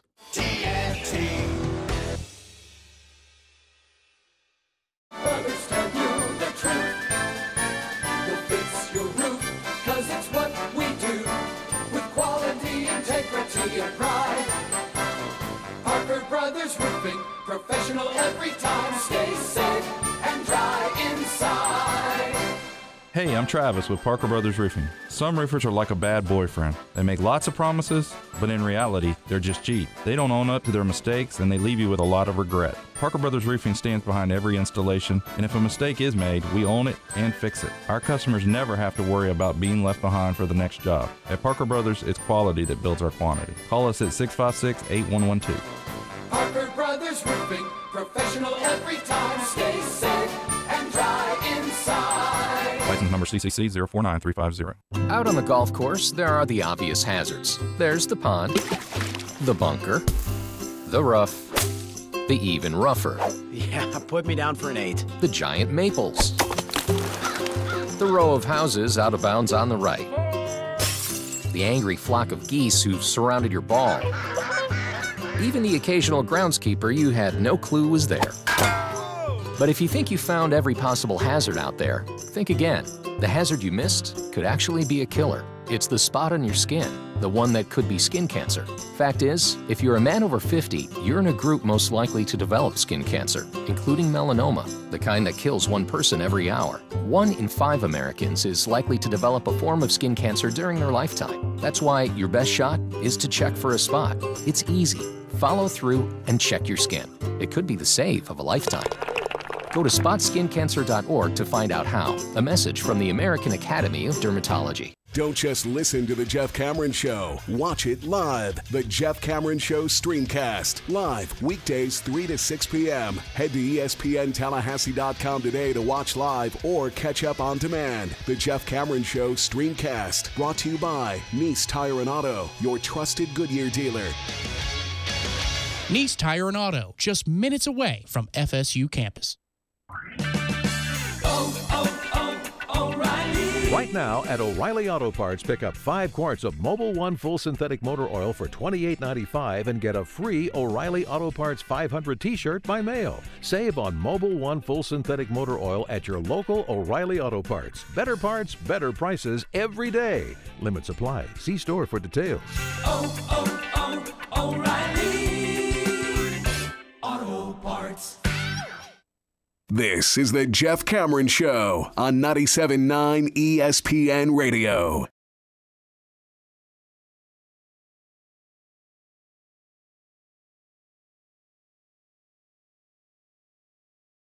Thinks that he'll be a member of the Seattle Seahawks. Michael Bennett is not a member of the Seattle Seahawks. He's now a member of the Philadelphia Eagles. We'll see what Bennett has left in the tank as he is traded to the Super Bowl champions. Still weird to say.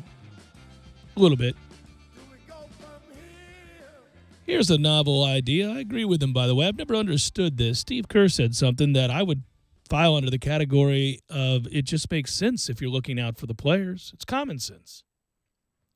There's a lot of talk right now about amateurism and the NBA draft process, and we have a NBA commissioner who's forward-thinking and believing that the one-and-done rule should be gone, and you want to get drafted straight out of high school, by all means. And then if you choose to go to college, perhaps adopting more of like a baseball rule where you got to be there for a few years and be an actual student-athlete, and all that stuff is in play right now, and conversations that involve elements of both and all of those things are being bandied about. And Stan Van Gundy and other players, other coaches and players, LeBron James, have all had an opinion on this. So Steve Kerr was asked about it, weighed in, thoughtful guy. And on the process revolving around players who have left school early or choose to leave school early to enter the NBA draft, his thought was, well, if you're looking out for players who go undrafted, who have not hired an agent, should be allowed to return to school. Why wouldn't we let them go back to school? And he notes by saying one of the things the NCAA needs to look at is if a kid signs with an agent and he doesn't get drafted, you can welcome him back. Why not? What's the harm? We talk about amateurism and all this stuff, but if you're truly trying to do what's right for the kid and the kid declares for the draft and doesn't get drafted, you know what? Welcome him back. Do something good for the kids at this point. So he's saying even if they have an agent, you'd have to give the money back or whatever it was that you received. Yeah, if they go through the whole process. Mm-hmm. Yeah, I mean, you can right now. I think this is what happened a couple years ago here. You can go to the NBA Combine. You can petition the NBA, and you can work out, and you can get a report. Right. And they'll tell you where they think you're projected, et cetera. Yeah. And then you make a decision, which is good. But this obviously takes it another step forward. I just don't know why it's a problem. Why wouldn't you do that? You don't want to throw the kid out on the street. I agree, but what does the NCAA really want to do at this point? You know, like the big-time sports versus the other sports, the Olympic sports. The motivations are all over the place. You know, I saw on ESPN.com today in the headline crawl to the right that for the first year it cleared $1 billion, right? Yeah. So that's not a good look for the NCAA. They don't want that out there. It's not a great headline, but that's not profit. No, but revenue in general, you're talking about a business. When you see, you generate $1 billion, you don't think, oh, well, that's a nonprofit organization. Right, but most of these schools are not profit. Yeah. So, I mean, that's important to point that out. Well, revenue yes, is revenue, and profit's profit. Yes, because they're subsidizing a bunch of other sports and a bunch of other academic endeavors. That's yes. correct, yes. They're not, but, the revenue is generated one place and it spits out another place entirely different. It's just... Yeah, you read the headline. I get it. At some point... Well, yes, it's just not a good look for the NCAA. People are, wow, they make $1 billion. That's an industry right there. At some point, you're going to have to be able to flesh out the differences between football and basketball, their motivations, the higher-ups of those two sports, and the motivations of everything else. Because I think the NCAA does live in a cross-country team's locker room, or right. A volleyball team, swim team, whatever it is. Yeah, that's the NCAA as they want you to believe it is. But with football and basketball, you've got to create a separate code altogether. Well, their teams in the Power Five would like to do exactly that. They've been talking about it for some time, and I think we believe that's a foregone conclusion. Right, but as it relates to what Steve Kerr is saying or what Van Gundy has said or what LeBron is saying, man, the NCAA has to declare how it feels about things before. It's not just that the NBA has to look at things about one-and-done rules. It's that the NCAA itself has to declare this is a separate deal over here. Well, and so the rules are going to be a little bit different. your Title IX provisions or equality provisions for a male Olympic sport be damned. You have special status over here because of the nature of how much money it generates for us as a school. Sure, and You've got to find a way. Yeah, they got to figure something out. Obviously, change will come and has to come, and I think they're looking at it very seriously for the first time in a long time, given what's going on with the FBI investigations and the agents and the runners and all of the things that we now know to be confirmed, long suspected and even understood in hushed tones, but when you've got the biggest names in the game now directly connected to some of these things. Now, what each of these individuals did or did not do is still up for debate, and we're vetting that process currently. And as we read these FBI files and get different reports, coaches are obviously either stepping down, being fired, or defending themselves, as Sean Miller did. What I would think, though, is we go all the way back to the investigation into the University of Miami football.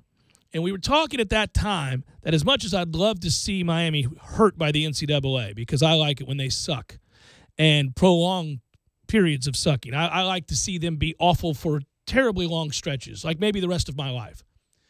Despite saying that, I did think it was completely unfair the way that the NCAA acted in their investigation for Miami, and Miami had a case to sue them, and there was a permanent black cloud over the program because the NCAA protracted their investigation, botched their investigation, got busted doing things that you're not allowed to do during the course of the investigation. So we knew that needed to be thrown out. Well, in that moment, coupled with several other very high-profile instances in which the NCAA screwed it up, for lack of a better term, they were neutered. Then you realized, at the time we were having the conversation about Ole Miss, and I said it's the wild, wild west. At this point, with the NCAA on its knees, there are going to be programs who choose to go all in on the cheat, believing that the NCAA is going to have basically something akin to overwhelming proof before they even step foot on campus to push forward with sanctions and suspensions and whatever else that they can levy in the moment, because they don't want to go through this again knowing that they've screwed it all up and that they really don't have any real power. They don't have subpoena power. They can't do anything. They're not. The FBI does. Right. Enter the FBI. Right. So does this now allow for the NCAA to kind of pick themselves up? Because the member institutions sign on to agree with the rules of the NCAA and to be a part of it. They don't have to. They could leave. They could say, no, we're not part of it. But they all say yes. And so they do have to have some power. Yeah. No, I agree. They do have to have power. They have to have power. They haven't had any in some time. But you have to do it in one move, where you either pay players from the money-making sports or something else. There have to be concessions as they're granted this power. Allow certain players to profit from their likeness or their jersey number or whatever it might be. There'd be very few who could, by the way. Sure. The vast majority of people who play big-time college sports don't generate that kind of response. Well, I think the criminal, there are a lot of them in this discussion, but I think the biggest one is the NFL in that they have no feeder designs. System. Yes, and they have no designs on creating their own feeder system. I think the NBA eventually is just going to expand the D-League and say, all right, every team has their own representative minor league franchise, and so we'll expand the draft to 3 or 4 rounds, and you can take kids right out of high school if you want to and put them into your system. You got to put real money into that, though, because like right now, I think it's the G League. The most money you can make is $25,000. Minor league baseball is not that great either. If the signing bonus money is akin to what a top-end prospect would make in baseball, the NBA and its TV deals are such that I think they can afford to take this next step, especially if gambling comes into play and you have another revenue stream that Adam Silver wants. I think that the NBA is going to do its part to fortify a minor league system to give 18-year-old kids a choice. Yeah. But I mean, you have a choice now. You can go play in some of these leagues that don't pay much. Right. And or overseas. But I think Silver is a good enough guy. Well, I think he's a forward-thinking guy is what correct, he is. That he'd rather domesticate that and give an option right away. Without question. And it's smart to do. So the kid's not a bust. He's not playing in the D-League where you're sharing a roster with, 2 teams or 3 teams or however many they have it situated right now. But the NFL is never going to do that thing. So you've got so many moving parts here at one time. And then with college basketball talking to the FBI, does the NCAA want to even do a thing until that's all reached its conclusion? I was surprised on the subject of the NCAA as to the kind of teeth they did show in the Ole Miss case, the aforementioned Ole Miss case. Ole Miss got hammered, and they did levy a very serious response, but that might have been very low-hanging fruit. Sure. that might have fit the pretty description. obvious. Yeah, that might have fit the description of what I was saying earlier about it has to be overwhelmingly true. Well, I mean, if you're Emirates, let's just say that you can. Let's say he's all powerful with the NCAA, whatever that means. But he's in no danger of going anywhere. If that were to be true, just for argument's sake, and that may not be true, he may be on the chopping block sooner than later. What's your next move? Do you try to attach yourself to the FBI investigation to flex muscles? Do you try to create reform right now? And so when the FBI hands out its subpoenas and whatever they're going to do and the course of investigation is run, you have this, well, here's the new way we're going to do it announcement so they stay the hell away from you. It's just there's a lot of important conversations that need to be had, and I don't know who's going to be empowered to do it. The other thing they have to be able to do is get these big-time coaches to abide by their rules that have been in existence all along. You've got coaches who have willfully chosen to ignore the rules of the NCAA and engage in the sort of behavior that we find ourselves saying, well, the system is screwed up, the NCAA is screwed up, and these kids need to find a way to make – well, that's fine. But there are rules in place that the coaches have just blatantly ignored, the classic going 150 and a 70. I mean, you've got guys that are Hall of Famers, the icons in your sport who've said, yeah, we really don't care about the rules, and we're going to engage in this process and pay kids tons of money under the table. We're going to pay runners. We're going to pay agents. We're going to pay all these people so that we get the best players, and your rules are damned. Well, kick them out. Get them out. Right. Get them out. Get people in there who will abide by the rules. I mean, give them some power again. But here comes the FBI, so you got to do something. You can't just have another FBI scandal 2 years from now because the next wave of guys comes in. I just think the outgoing generation of people who are in control of these types of issues, out with them goes the opinion that players at least the football, Division I football and basketball level shouldn't be paid. I think they all believe they should, the younger generation that's incoming. And I believe a lot of the coaches believe that. It's coming. I think it's going to happen. It feels like that momentum towards the end of when they said there would never be a college football playoff, and then overnight, wow, look at that. TV networks figured out a way to pay the players. Absolutely. They did that, and then they expanded it, and we ended up well, they will expand it. We know that's coming. Yep. And that's not necessarily good. Not all these changes are good, but they're inevitable. That feeling you're talking about? Yeah. I think so. Jeff Cameron Show, 97.9 ESPN Radio.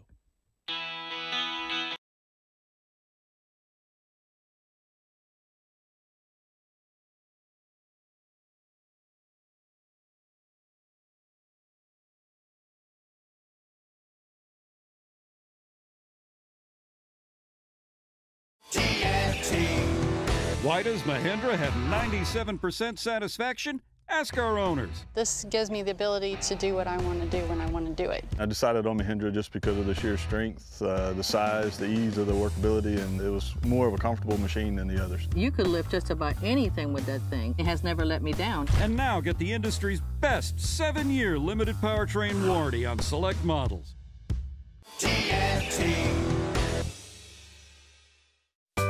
Sorry, boys, I did not have time to pack. We got this. It's right here, guys. We got this. I thought I could handle it. We got this. Moving doesn't have to be a hassle. Call us first at 2 Men and a Truck. No matter the move, home or business, we'll make it a smooth one. I forgot something. We got this. When you're in need of auto repairs, look no further than Nice Tire and Auto Service. Nice has been in business for 16 years with long-term, knowledgeable sales associates. They have the latest wheel balancing machine in the industry. And for passenger vehicles, they service AC, brakes, suspension, tune-ups, and much more. Never sit through a long wait. Nice Tire and Auto has 10 service bays to get you back on the road quickly. If you have tire problems, check out their large inventory with various Goodyear and Michelin tires. Nice Tire and Auto Service, 4792 Bluntstown Highway, 574-4100. I'm talking tough, like a state of mind. Tough, like a soldier on the front line. Tough when it gets rough, like my Ford truck. Always enough, I'm talking tough. Franklin Spring Creek Ford, the place to find your next truck in southern Georgia. I'm talking tough. Hey y'all, we're Chris and Preston from Low Cash. Head to Franklin Spring Creek Ford and see them about all of your vehicle needs. Feeling like your normal self. That's 833, the number 4, Dr. Delay. This St. Patrick's Day, the place to be is at Finnegan's Wake. All-day drink specials and Irish cuisine. Traditional bangers and mash, fish and chips, and corned beef and cabbage will all be available for purchase between 12 and 4 p.m. Phenomenal live musical acts all day long. Crooked Kilts on the patio from 3 p.m. to 5 p.m. And Catfish Alliance on the main stage from 9 p.m. to midnight. $5 cover after 5 p.m. So throw on your green and Irish-inspired ensembles and get to Finnegan's Wake this St. Patrick's Day. Doors open at 11 a.m. 21 and up only. Finnegan's Wake Irish Pub, Thomasville Road next to 5th and Thomas.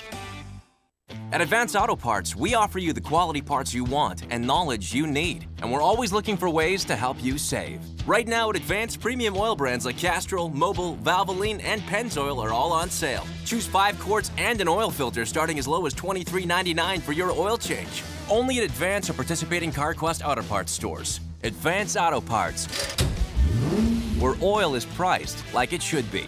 See store for details. Limit 5 oil change specials per customer. Valvoline bottles may vary by store. And now Jeff and Eddie waste my time instead of recording a commercial. And then you decided to sell it. And I always thought you should keep it. You know, I wanted to keep it. It was perfect. It was perfect. Why wouldn't you keep that? It wasn't the right color. It was perfect. I tell everybody to this day, you should have seen the other one. You should have seen the other one. It was incredible. Gordo's, bringing the flavor and flair of Cuban food to Tallahassee since 1996. Spring is upon us and the grass is turning green. You probably need a mower to make your lawn look its best. So check out the new 2018 lineup of Gravely zero-turn mowers at TNT Supercenter in Thomasville. The 2018 Gravely zero-turn mowers are the end result of over 100 years of experience and performance. Over a century of designing and crafting packed into every 2018 Gravely mower, making them the longest-lasting, most comfortable Gravely ever. Now at TNT Supercenter in Thomasville, save thousands on a new Gravely with their Mow the Distance promotion. For a limited time, pricing is marked down an incredible 22% off the entire Gravely Pro Turn lineup. This means a savings to you of up to $2,000 depending on the model. Over 150 zero turns in stock, starting at just $28.99 with a steel fabricated deck. But hurry, the promotion ends March 24th. Zero down and 0% financing available with approved credit. Visit TNTSupercenter.com to view the current inventory and pricing. TNT.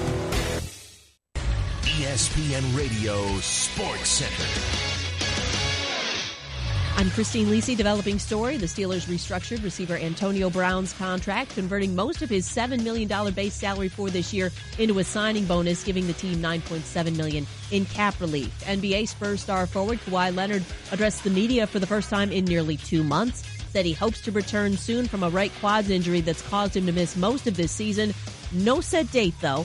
Leonard also said he's open to finishing his career in San Antonio. Right now, however, all he's concerned with is getting back and helping his team in its playoff push, notes ESPN's Michael C. Wright. At this point, the Spurs, they're at a point where you don't even know if they'll make the playoffs. So Kawhi would like to get back and help those guys accomplish that goal. So that's the focus right now. And then over the summer, he can talk about this $219 million Supermax deal that the Spurs are likely going to throw in his face. San Antonio currently tied for 5th in the West. Only 4.5 games separate 3rd from 10th in the conference. The NCAA had more than $1 billion in revenue last year, with a majority coming from the NCAA tournament.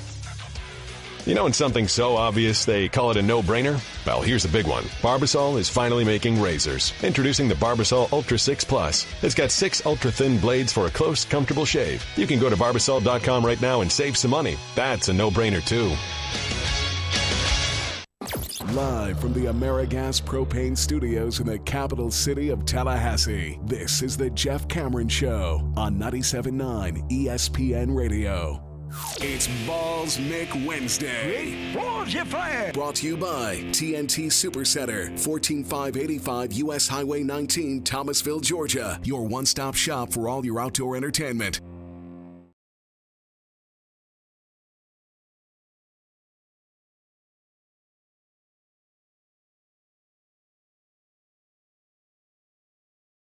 Grace and spirited a rattlesnake when I was young. It's weird to continue to hear people suggest that Saquon Barkley should go number 1. Good Lord, no. Just because the lack of value at the position. I do like Saquon Barkley. When would you take a running back in the top 5 anymore? It's a fair question, but again, given the unique situation Cleveland finds itself, it's not as crazy to take Saquon Barkley for fear that he would be gone by the time you're picking at 4. Yeah, the Giants are talking about maybe grabbing Saquon Barkley at number 2. Here's your problem. Why? You don't have a quarterback. Eli Manning is pretty ass sorry these days. At best, his ceiling is average. And he's what, going to play another 2 years total? You don't have an heir apparent. So you would need to draft a quarterback at number 2 and not a running back. It's about needs there. You can find running backs, as we well know, in the second, third round. And this is a deep running back draft. We just had Charlie Campbell on talking about that very thing. Do I think Saquon Barkley is the best running back in the draft? I do. Do I think he's a difference maker for a team? I do. The same way that I thought Leonard Fournette would be a difference maker and that you thought Dalvin Cook would be. Yeah, but we weren't talking about drafting him number 1 overall, especially if I didn't have a quarterback. So they don't have a quarterback, and while I'm not in love with any of these quarterbacks, I'm also not outright saying that none of them have a chance to be good. I think Josh Rosen is an immensely talented young man. A lot of people like Sam Darnold. I haven't seen Sam Darnold play well. I just haven't. Apparently he did at some point in his time at USC. I just never saw it. Every time I turned on USC, seriously, this isn't even being cheeky. I mean, when I would put USC on to watch a game, I'd go, let's see about this Sam Darnold. He would suck every time. And I'd go, well, I don't know what they're looking at. People love them some Sam Darnold. And then I would look at the numbers later on, and I'd go, well, he's had good games. That's just right. I never see him have a good game. Yeah, whenever there was time and Florida State schedule allowed. Right, yeah. Right, yeah. I would watch him, and he like the never Texas played game. well. Yeah, I watched the Texas game, and I was like, well, this is a defensive war. What's going on here? Yeah, it was crazy, right? I've seen Josh Rosen play well. Yes. Now, he gets hurt a lot, and so there is understanding, concerned about those injuries that he has suffered time and again, but it's kind of flukish, man, in a weird way, and quarterbacks hardly get hit anymore. I take my chances. Well, and some of the throws he can make, it's he makes the better throws. It's the imagination to make that throw, right? And that's part of the equation. Like Aaron Rodgers sees throws that you can't see, and that's why he makes throws that nobody believes possible. He also can fit those throws into windows tighter than any other quarterback in the league. So not only does he see something that nobody else has seen, he has the ability to do something about it, and that's a lethal combination, as in Hall of Fame. I'm not saying Rosen's a Hall of Famer, nor am I saying he's Aaron Rodgers, which is one and the same thing. But he can make throws that you didn't expect and you don't think are there. And that's why, to me, if you're just looking for ceiling being high, Rosen, I think, has the highest ceiling of anybody in the draft. But, you listen to all the scouts, and they say he needs to do work to impress teams in the meeting room when he shows up in the meeting room. One of the problems with the idea of taking a running back number 1 or even number 4 is that, again, you can make compelling arguments that the position, not the player, he's a great player, the position ranks where of importance behind every single offensive line position, behind every single defensive line position, behind quarterback for sure. Well, okay, just assume. So are we now getting to a place where you would rank the position of running back around 12? Well, what if you said it was, 13? if you could guarantee it was an elite running back? Because that's when you would take him with the idea and the assumption that he's elite, not that he's Adrian Peterson. Right. So at that point, how important is Adrian Peterson versus every offensive line position, every defensive line position? I'll tell you what, he's still not more important than a quarterback. Minnesota won nothing with Adrian Peterson. Well, you're not trying to just go get that guy and say we're done here. No, I know. What I'm saying is if it comes down to it and you're looking at quarterback or left tackle or pass rush specialist or what, it's a running back, man, and it's a brutal position. Those guys get beat up more than almost any, I think probably more than any position besides middle linebacker. It's crazy. So I just don't know, man. I just don't think the value's there. I love him. A lot of people disagree with that, though. There have been a wave of people who've kind of tried to counteract that by saying, listen, running back's devalued. If you've got a stud, it's a game changer. Right. Well, my whole thing, again, is if you're Cleveland and you say, all right, I like all of these quarterbacks. I don't love any one of them, so I'd be happy with any one of them, and we'll take our chances in development. And you could guarantee me an elite tailback, well, now I have a 1-2 combination I can really rally around. If I have to go get another quarterback in 2 years, I get another quarterback, but I've got a 10-year tailback. If I love my offensive line, because you could have the best running back in football, and if your offensive line is the Bucs' offensive line, it doesn't do you any good. You don't think you're going to fail anywhere, though. That's my thought process. Final hour, forthcoming. Stay with.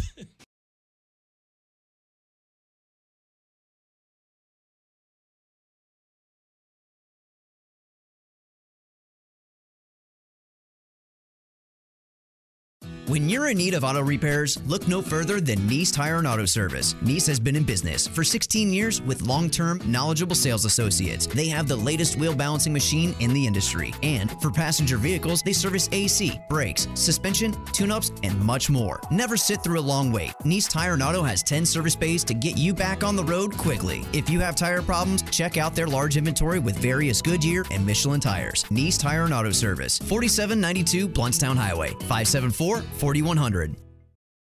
TNT Supercenter is your one-stop shop for the largest inventory of golf carts and accessories, stocking over 150 new and pre-owned carts with prices starting under $2,000. Whether you're looking for a standard or custom golf cart, TNT has the perfect cart for you. TNT carries and services leading brands and a full line of premium Mad Jacks accessories. Stop by or call to find out about our zero-down, low-interest rate financing, free delivery, and rental programs. Visit TNTSupercenter.com. TNT. I'm talking tough, like a state of mind. Tough, like a soldier on the front line. Tough when it gets rough, like my Ford truck. Always enough. I'm talking tough. Franklin Spring Creek Ford, the place to find your next truck in southern Georgia. I'm talking tough. Hey y'all, we're Chris and Preston from Low Cash. Head to Franklin Spring Creek Ford and see them about all of your vehicle needs. Sorry, boys, I did not have time to pack. We got this. It's right here, guys. We got this. I thought I could handle it. We got this. Moving doesn't have to be a hassle. Call us first at 2 Men and a Truck. No matter the move, home or business, we'll make it a smooth one. I forgot something. We got this. $100 in cash back and red tag savings, only from Mahindra. For more information and to view TNT's huge Mahindra inventory, go to TNTSupercenter.com. Offer with approved credit. See dealer for details. Program restrictions may apply. The cut is sharper. The stance is bolder.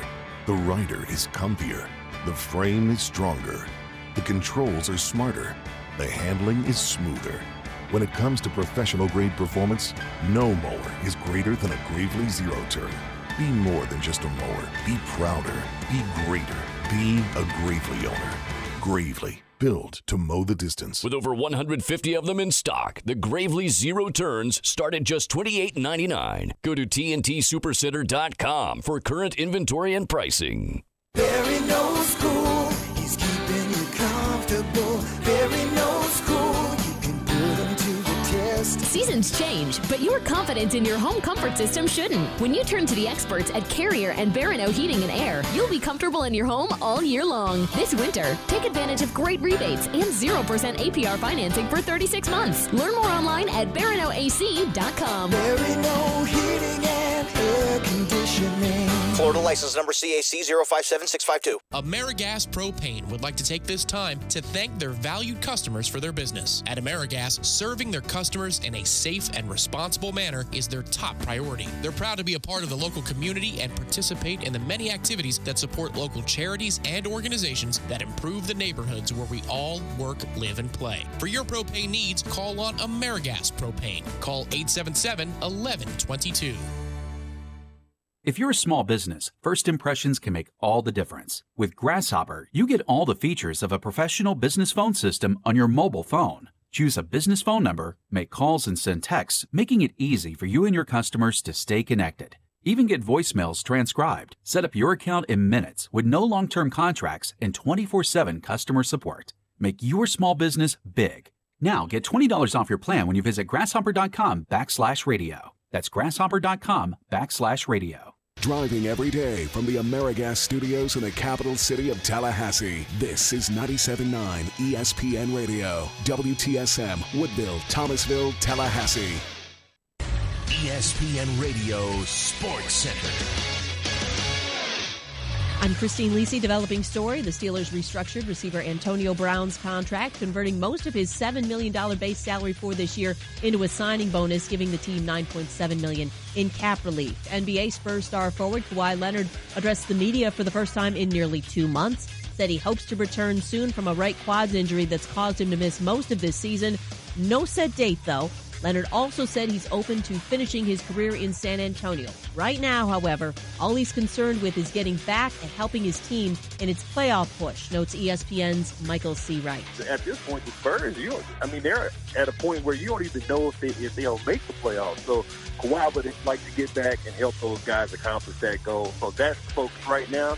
And then over the summer, he can talk about this $219 million Supermax deal that the Spurs are likely going to throw in his face. San Antonio currently tied for 5th in the West. Only 4.5 games separate 3rd from 10th in the conference. The NCAA had more than $1 billion in revenue last year, with the majority coming from the NCAA tournament. You know, when something's so obvious they call it a no-brainer? Well, here's a big one. Barbasol is finally making razors. Introducing the Barbasol Ultra 6 Plus. It's got 6 ultra-thin blades for a close, comfortable shave. You can go to Barbasol.com right now and save some money. That's a no-brainer, too. Live from the AmeriGas Propane Studios in the capital city of Tallahassee, this is the Jeff Cameron Show on 97.9 ESPN Radio. It's Balls Nick Wednesday. Balls you fire. Brought to you by TNT Supercenter, 14585 U.S. Highway 19, Thomasville, Georgia. Your one-stop shop for all your outdoor entertainment.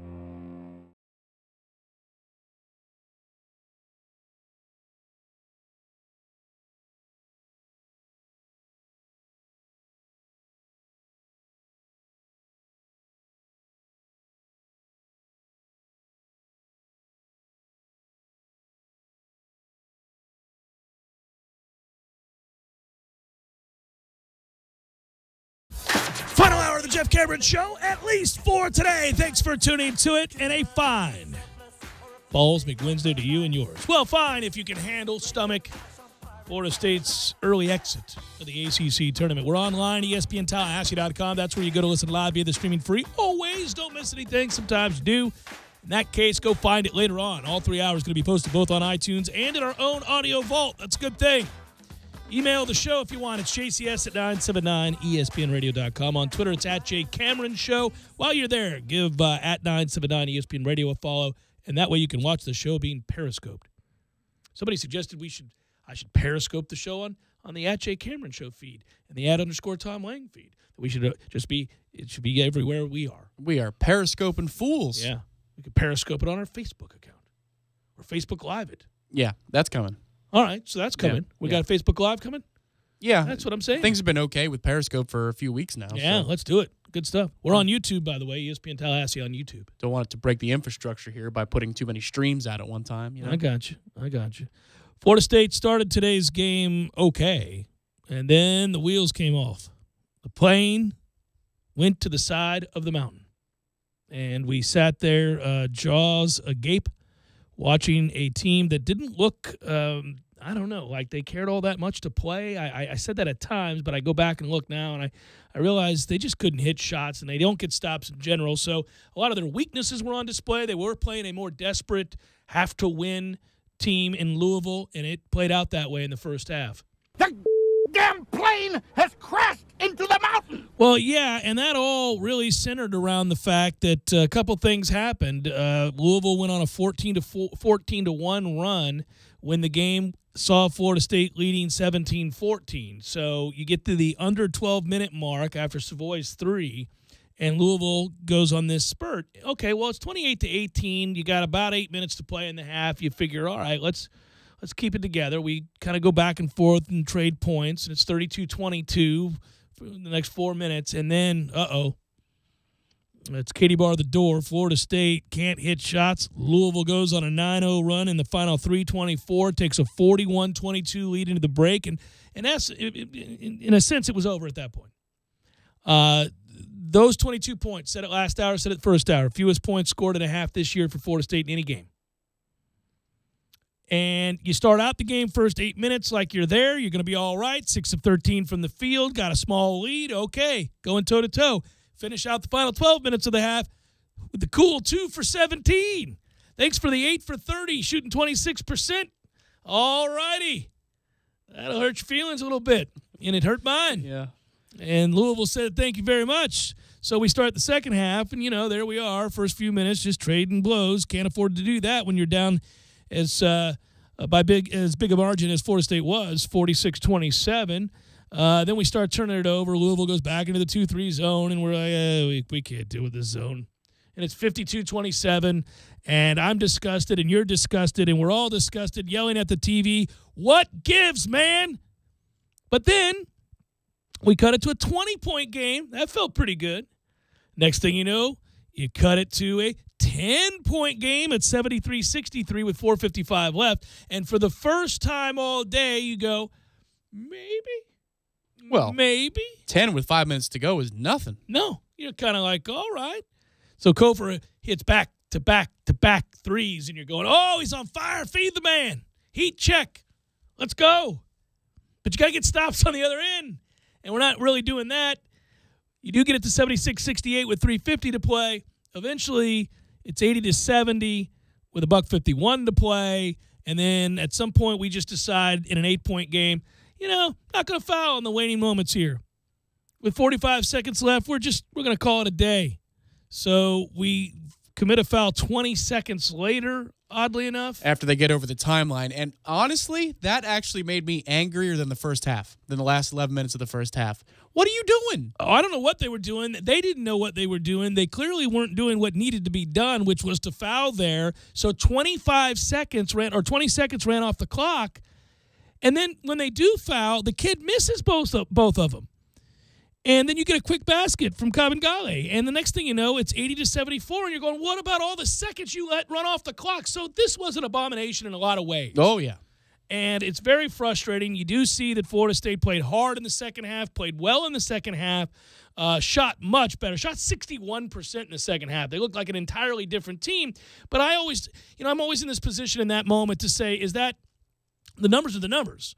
And they're impressive, but are they the direct product of a team that was kind of lax on defense because they were up by 25 points? Probably a little bit of both. We caught fire. They didn't care all that much. Next thing you know. It'll be fine. We'll be fine. Right. It'll be, oh, God, it's 10. It's not fine. Whoa, now. We got to play a little bit here. Yeah. We're on the bubble. Really, I just think if you'd seen any kind of consistency from this team in the two halves, could have won the game. Don't win the game. At the end of the day, Forrest 14 points, 6 of 8 from the field, 5 boards, 6 assists. He did turn it over a little bit though, and had some ill-advised passes. Savoy had 14 points, 5 of 10 shooting, including 4 of 7 from beyond the arc. Kofor hit the big threes in the second half, but was only 4 of 12 on the game, 12 points. Kabengele 10 points, 2 free throws. By the way, he was 2 for 2, 6 boards, 2 blocks. Had a nice game. Angola added 9 points, only 2 for 8 from the field though. Still not playing great at this point. The 2 Walkers don't score for you. FSU will now wait until Selection Sunday to see where they are seated and who their opponent will be. By the way, I do believe they are in. Having said everything I just did, I don't think that affects them to the place where they're out of the tournament. They're going to be in the tournament. Their seed isn't going to be great, and I don't have a lot of hope that they're going to make much noise in said tournament, but I do think they're in. And unlike Sean McDonough and Dan Dockett, who decided that Florida State was the worst team they'd ever seen play basketball and screw them eternally, and they ought not to go into the NCAA tournament. And I'm going to spend 10 minutes championing the fact that I would take 10 other teams instead of Florida State. Great. Shut up, call the game, dude. Florida State's Quadrant 1, Quadrant 2 wins are such that the resume is simply better than that of Louisville's, hence the reason Louisville had to win today's game. Enough with your preachiness. Yeah, I saw it on Corey Clark's Twitter. 6th most Quadrant 1 wins in all of college basketball. That's why they're in. Yeah. It's what I've been yelling about for a while. They're in. Now, when they were down as big as they were, at one point I did begin to entertain the idea that they could, at 46-27 and at 64-38, I did kind of entertain the idea, like, what if this ends 90-48? Mm-hmm. Then maybe sure you could be in a little bit of trouble. Yeah. Because the committee is said to look closely at how you've played over your last 10 Right, but games. the cleanup job suggests that the first half you just got ice cold. And so the committee can say, well, I mean, they couldn't hit the broadside of a barn, and once they could, look at that. They put it on Louisville in the second half. That would be a very favorable way to look at the game. I agree. That would be if the committee member graduated from Florida State. Maybe I'm on the committee.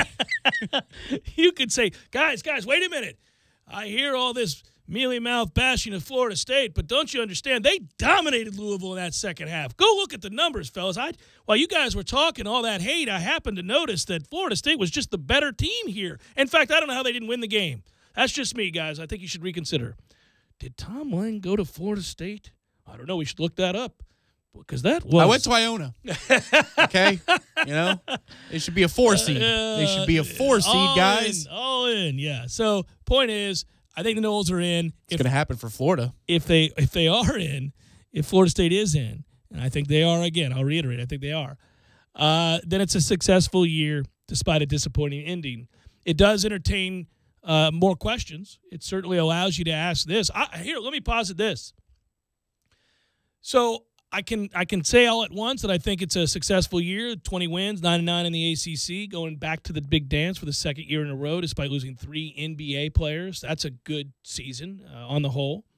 But it's also the second consecutive year where they look to be leaking oil in the last 5 to 7 games of the season, to where no matter the accomplishment leading up to that point, you do feel like they're not a threat to make a lot of noise in the NCAA tournament. Now, while there are aspects of that tournament that are sort of arbitrary, and the matchups and those kinds of things, whether they favor you or don't, the point is there is something that you can diagnose about this team over the last 2 years that is consistent, and that is that A, they're a tournament team, and B, they're not in a position where they're playing their best basketball at the end of the year. And people will be rightfully asking, why is that? In my estimation, they look tired. They look beat. They look like they've run into a wall. They don't have their legs. They don't look like a team that can consistently play at high energy and play well. If that's true, it would call into question, I think, logically speaking, it would call into question what they're doing in terms of workouts to get physically fit for the year. I mean, do they need to reconsider what they're doing and how they're doing it as they prepare for the season? Because if you're going to be tired at the end of the year 2 seasons in a row, now there's a wear and tear element to basketball, period. Everybody's a little bit tired. And this doesn't necessarily, I don't think this is applicable to freshmen, who all, universally it seems. Isaac last year, MJ Walker this year. You see it every time. Well, go back. The other NBA. Bacon and Beasley. Beasley looked like he was just done, right? So, well, that's why we didn't make the tournament that year. There was nothing left. There was nothing left, right? Yeah. So, you see that with freshmen all over the country, even the best ones at, Blue Chip U. They all hit a wall. So it's not applicable necessarily to them. But we look above and beyond what would be reasonable in the way of tired. And so to me, I would ask, I don't know. I don't know the answer to this question. I'm merely positing to you that I think they need to take a look at conditioning, because they don't look like they're capable right now from an energy standpoint of sustaining what they need to sustain. I agree. This was last week I said, the one concern I do have is if we get into the tournament and we play a team that we can beat or we have a chance to, and we just can't hit the broadside of a barn, these are 2 different rosters that are having the same issue. Right. The one nuance to this year, though, is this roster isn't as deep. This rotation isn't as deep. Not nearly. As the one last year.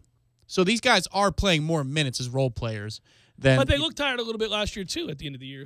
And they were deep. No, they did, and I agree. But all I'm saying is I think this group has been taxed more. The core group of our players this season has been taxed more than last year's group has or was. So there is a bit of a difference there. But there's no doubt, if you feel like your punch list and your signature thing is that you can score the basketball throughout early ACC play when you're making a name for yourself, and that's what's also in common between these 2 seasons.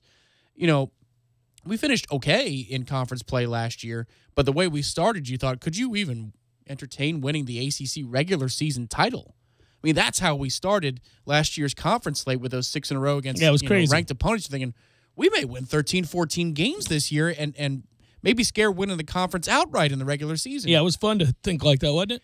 This year you get down early on, but then you fight back and you fight your way to a point where you are a tournament team. Yeah, they were 2-4 at one point in the when the ACC. calendar turns to February, the beginning of February, you think, oh, well, we're absolutely a tournament caliber team. Now what kind of damage can we do? Can we finish maybe top 5 in the conference? Yeah, no, we couldn't, and it is frustrating. And at the end of the day, I'll take being a tournament team back-to-back years, especially with the losses that we just alluded to, and expectations, the ebbs and flows of a season dictate how you feel about those things as we go along. A lot of people are sending me a bunch of ding-ding nonsense after we're 2-4, and I said, can we settle down a little bit? We'll see. And they fought all the way back, got to 5-4, and then kind of just sat around 500 most of the year, the rest of the way, which, given what they lost, is a ringing endorsement for that group, that staff, those kids, and the program for going to back-to-back tournaments. However, it is disappointing, and it can be simultaneously true, that you're frustrated with the way we're playing at the end of both seasons, both tournament seasons. And I'm there with you on that, and I'd like to find some answers. Yeah, the problem here, too, is it's really hard to sort it out because you have rotation issues. I mean, look at how many minutes Savoy has given you the last few games. I get he plays more in the second half today because you're desperate. But if you look at his last 5-6 games, he's averaging somewhere between 13 and 20 minutes a night, which is something he didn't do at all while he was out. And now he's this rotational piece. Like, who are you trading out for that? MJ Walker, I guess. Man is the guy only who's played losing. 20 minutes today. MJ Walker's hit a wall. He's getting far fewer minutes. Right. You've also got a bit of a confusing position at the 5. How many minutes are you going to give Kumaje versus Obiagu? And how many minutes should Kamagale get in a given game? Because he can be a spark or he can be nothing for you because he's still developing. We don't have a settled rotation going into the tournament at all. Like, we don't know who we are. Well, he's trying to press buttons out of desperation because he's not getting a lot out of 2 guys that he was depending on to be the anchors of this team offensively. Look, Terrence Mann's your leading scorer and rebounder, and he's been useless for a month. You know, I said it first hour. He's just not giving you anything. He was minus 18 today in the 20 minutes he was on the floor. He was useless. Literally, he was killing us. He's killing us. And what are you going to do? You're going to bench him? He's a leader. He's beloved in the locker room. He has given you a lot in his career already. Mm-hmm. So long-term, you need him still to be a leader, and you know he can play, but he's not playing well right now. And I suggest that's probably due to injury, but whatever it is, something's not right with him, and what are you going to do in parsing those minutes? Well, list it out this way. Okay, so who are defined players that are doing what they're supposed to be doing right now? Angola is your best. Forrest. He's your best perimeter shooter at any given 2 moment. of 8 today, though. Right. Yes, I hear you. But the performance against BC, and it looks like his legs are back. I hope so. Well, damn it. Okay, then not even he's a sure thing? No, Forrest is the most sure thing you got right now. Kofor is up there, too. Yeah. Forrest is now your starting point guard, for better or worse, whatever the nuance is and what he can do at distributing the basketball. Right. After that.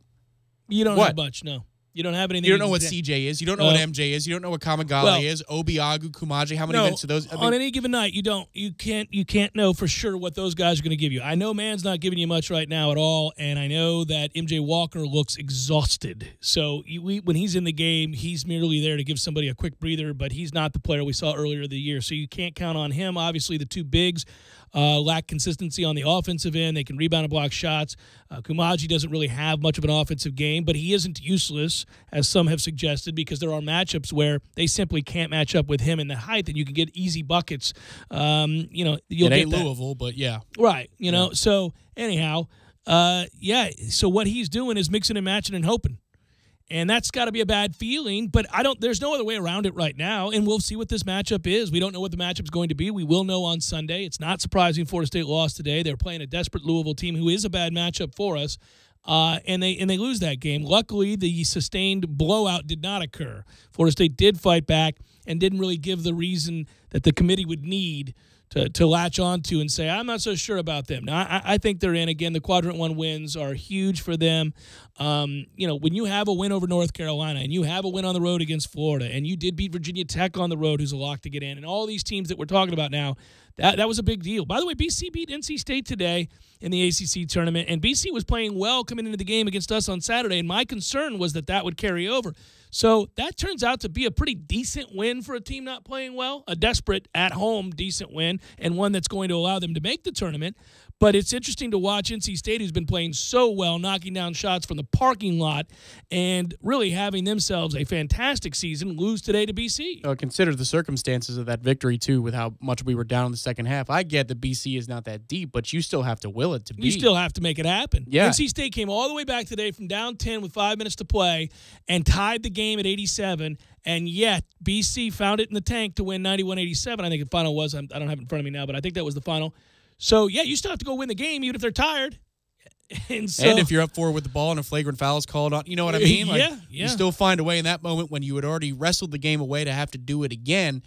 Yeah, the context might be kind to Florida State about what kind of win that was, especially if next week in the first-round game you play a team that's not as talented as a Louisville. And, you beat them by 6-8 points. Listen, you're describing a scenario now where, man, I'll run around pantless. If we go into this tournament where my only goal was please get back to the tournament, sustain momentum, and get ready for higher expectations, ratcheted up expectations going into the next season, given what we've got coming back and some kids that we haven't seen play that we know are on the bench waiting to come in. If they actually win a game in this tournament and get to the same spot they did a year ago after having lost 3 NBA players, what are we doing here? But isn't that crazy? It's nuts. But the conclusions we draw about this sport, but the conclusions we draw with this sport are crazy. Because you win one game in a one-off next week, but that suddenly makes everything all right. It's crazy to think, though, that a team that would lose 3 NBA players could go back to the tournament and go to the exact same level they did a year ago with said 3 NBA players. That's nuts. But it is arbitrary because it is matchup, and it is the tournament, and the tournament being truncated as it is decides whether or not fans believe your season is a success. That's for all fans. I mean, Duke doesn't care, I don't think, their fans don't, about anything other than maybe winning ACC championships and or Final Four appearances, right? Ultimately, they want to win national championships. They have, but I don't think any fan base is crazy enough to disparage a Final Four appearance. So, by and large, you make the Final Four. You had an incredible year. It's an all-time year. It's one you'll talk about forevermore. And if it happens to be capped off with a national title, great. That's why they cut down the nets before you win a national title. Right. Because to get there is a damn big deal. It's an amazing accomplishment. So, yeah, I mean, there have been teams that won 30 games and lose in the tournament with a bad matchup and a team that gets hot for the, from the field, from the beyond the arc. And what do we go home and say? Well, what a wasted year. Fan bases do that based on a tournament result. They do that. As long as we beat Roy's ass. Florida State, speaking of beating ass, continue to win baseball games. Had to do it with the bats again last night, 12-7. It's a hell of a segue. And as predicted by a certain host, Cal Raleigh is getting hot in 10 of 20 in the games that you've seen here of the last couple. He had, 9 RBIs, 6 runs scored. Here we go. Mm-hmm. He's healthy. Well, if the offense comes to life, all right, let's match it up with this pitching staff. Yeah, it's fun to watch. Cool to see the Noles light up the scoreboard a little bit over the last couple of days. And, again, a lot of things that I like about the team we'll take a look at now as they go on the road against Wake Forest. But for where we're at, man, the news has been good. A few too many runs given up in this 2-game set with Kansas for my liking. It is 5 days 5 days in a row. A lot of guys have had to pitch, and I'll take it. So we'll see. Florida State is, again, in a good position. They'll throw Cole Sands on Friday against the Demon Deacons of Wake Forest, and that's a 3-game series in Winston-Salem. So first big road series, conference series, quality competition. Let's get it on. We do so as an undefeated team. Jeff Cameron Show, 97.9 ESPN Radio.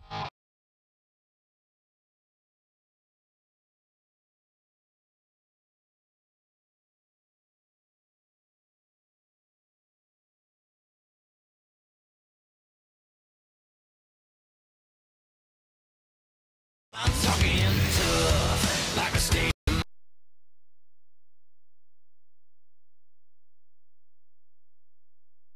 Truck, I'm raising up. I'm talking tough. Franklin Spring Creek Ford, the place to find your next truck in southern Georgia.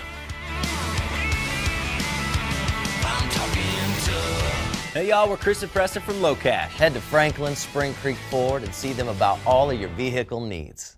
When you're in need of auto repairs, look no further than Nice Tire and Auto Service. Nice has been in business for 16 years with long-term, knowledgeable sales associates. They have the latest wheel balancing machine in the industry. And for passenger vehicles, they service AC, brakes, suspension, tune-ups, and much more. Never sit through a long wait. Nice Tire and Auto has 10 service bays to get you back on the road quickly. If you have tire problems, check out their large inventory with various Goodyear and Michelin tires. Nice Tire and Auto Service, 4792 Bluntstown Highway, 574-4100. Sorry, boys, I did not have time to pack. We got this. It's right here, guys. We got this. I thought I could handle it. We got this. Moving doesn't have to be a hassle. Call us first at 2 Men and a Truck. No matter the move, home or business, we'll make it a smooth one. I forgot something. We got this.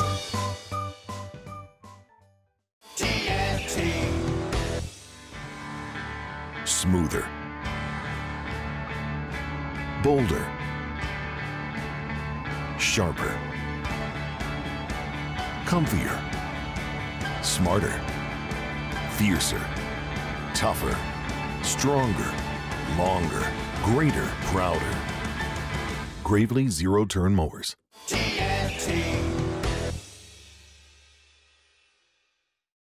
Goodyear dealer 574-4100 and presented by TNT Supercenter in Thomasville, Georgia and Franklin Spring Creek Ford. High efficiency, high performance. The next generation of appliances at the Home Depot is everything except high priced.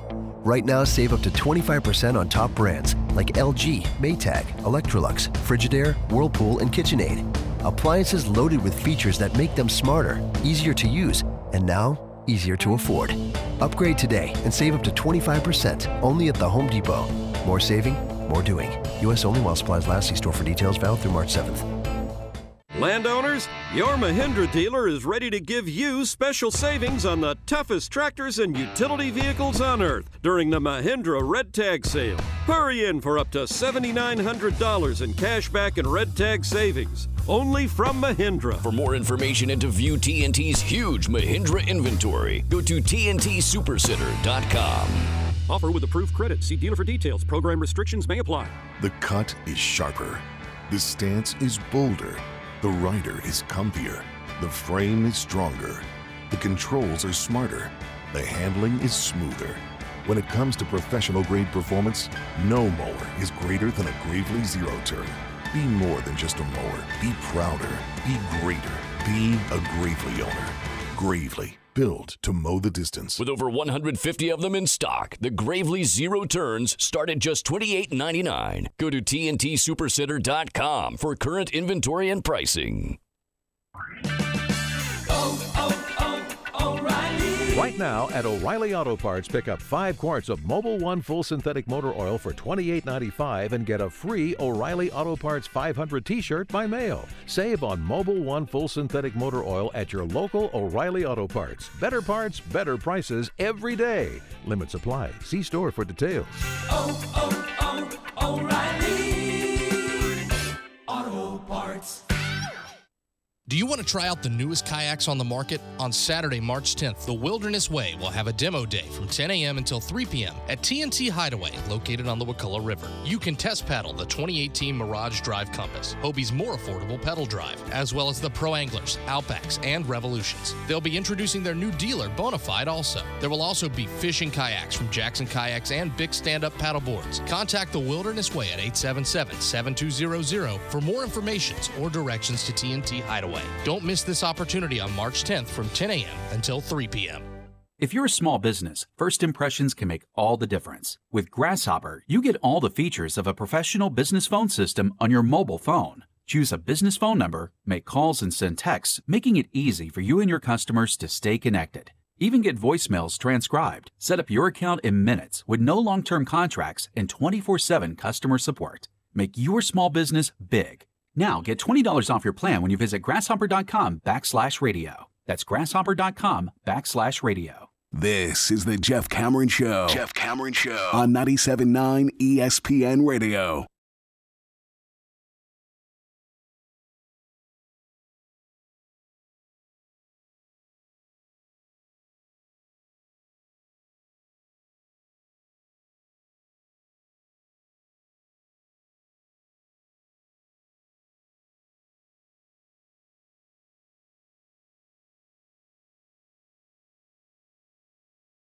Show 97.9 ESPN Radio. You know, it's interesting. You look at Florida State. I didn't realize this. I saw the 2 home runs last night, and I was thinking to myself, we haven't hit a lot of home runs, so I was searching for those numbers, and I realized, yes, we haven't hit a lot of home runs. Is putting it mildly. But that said, I'm not fretting over it. I mean, in the game, the idea, it's not just with home runs, is to win the game, and you scored 12 runs last night and 10 the night before. You don't have to hit home runs to do that. So, okay, sure. Fine. Yeah.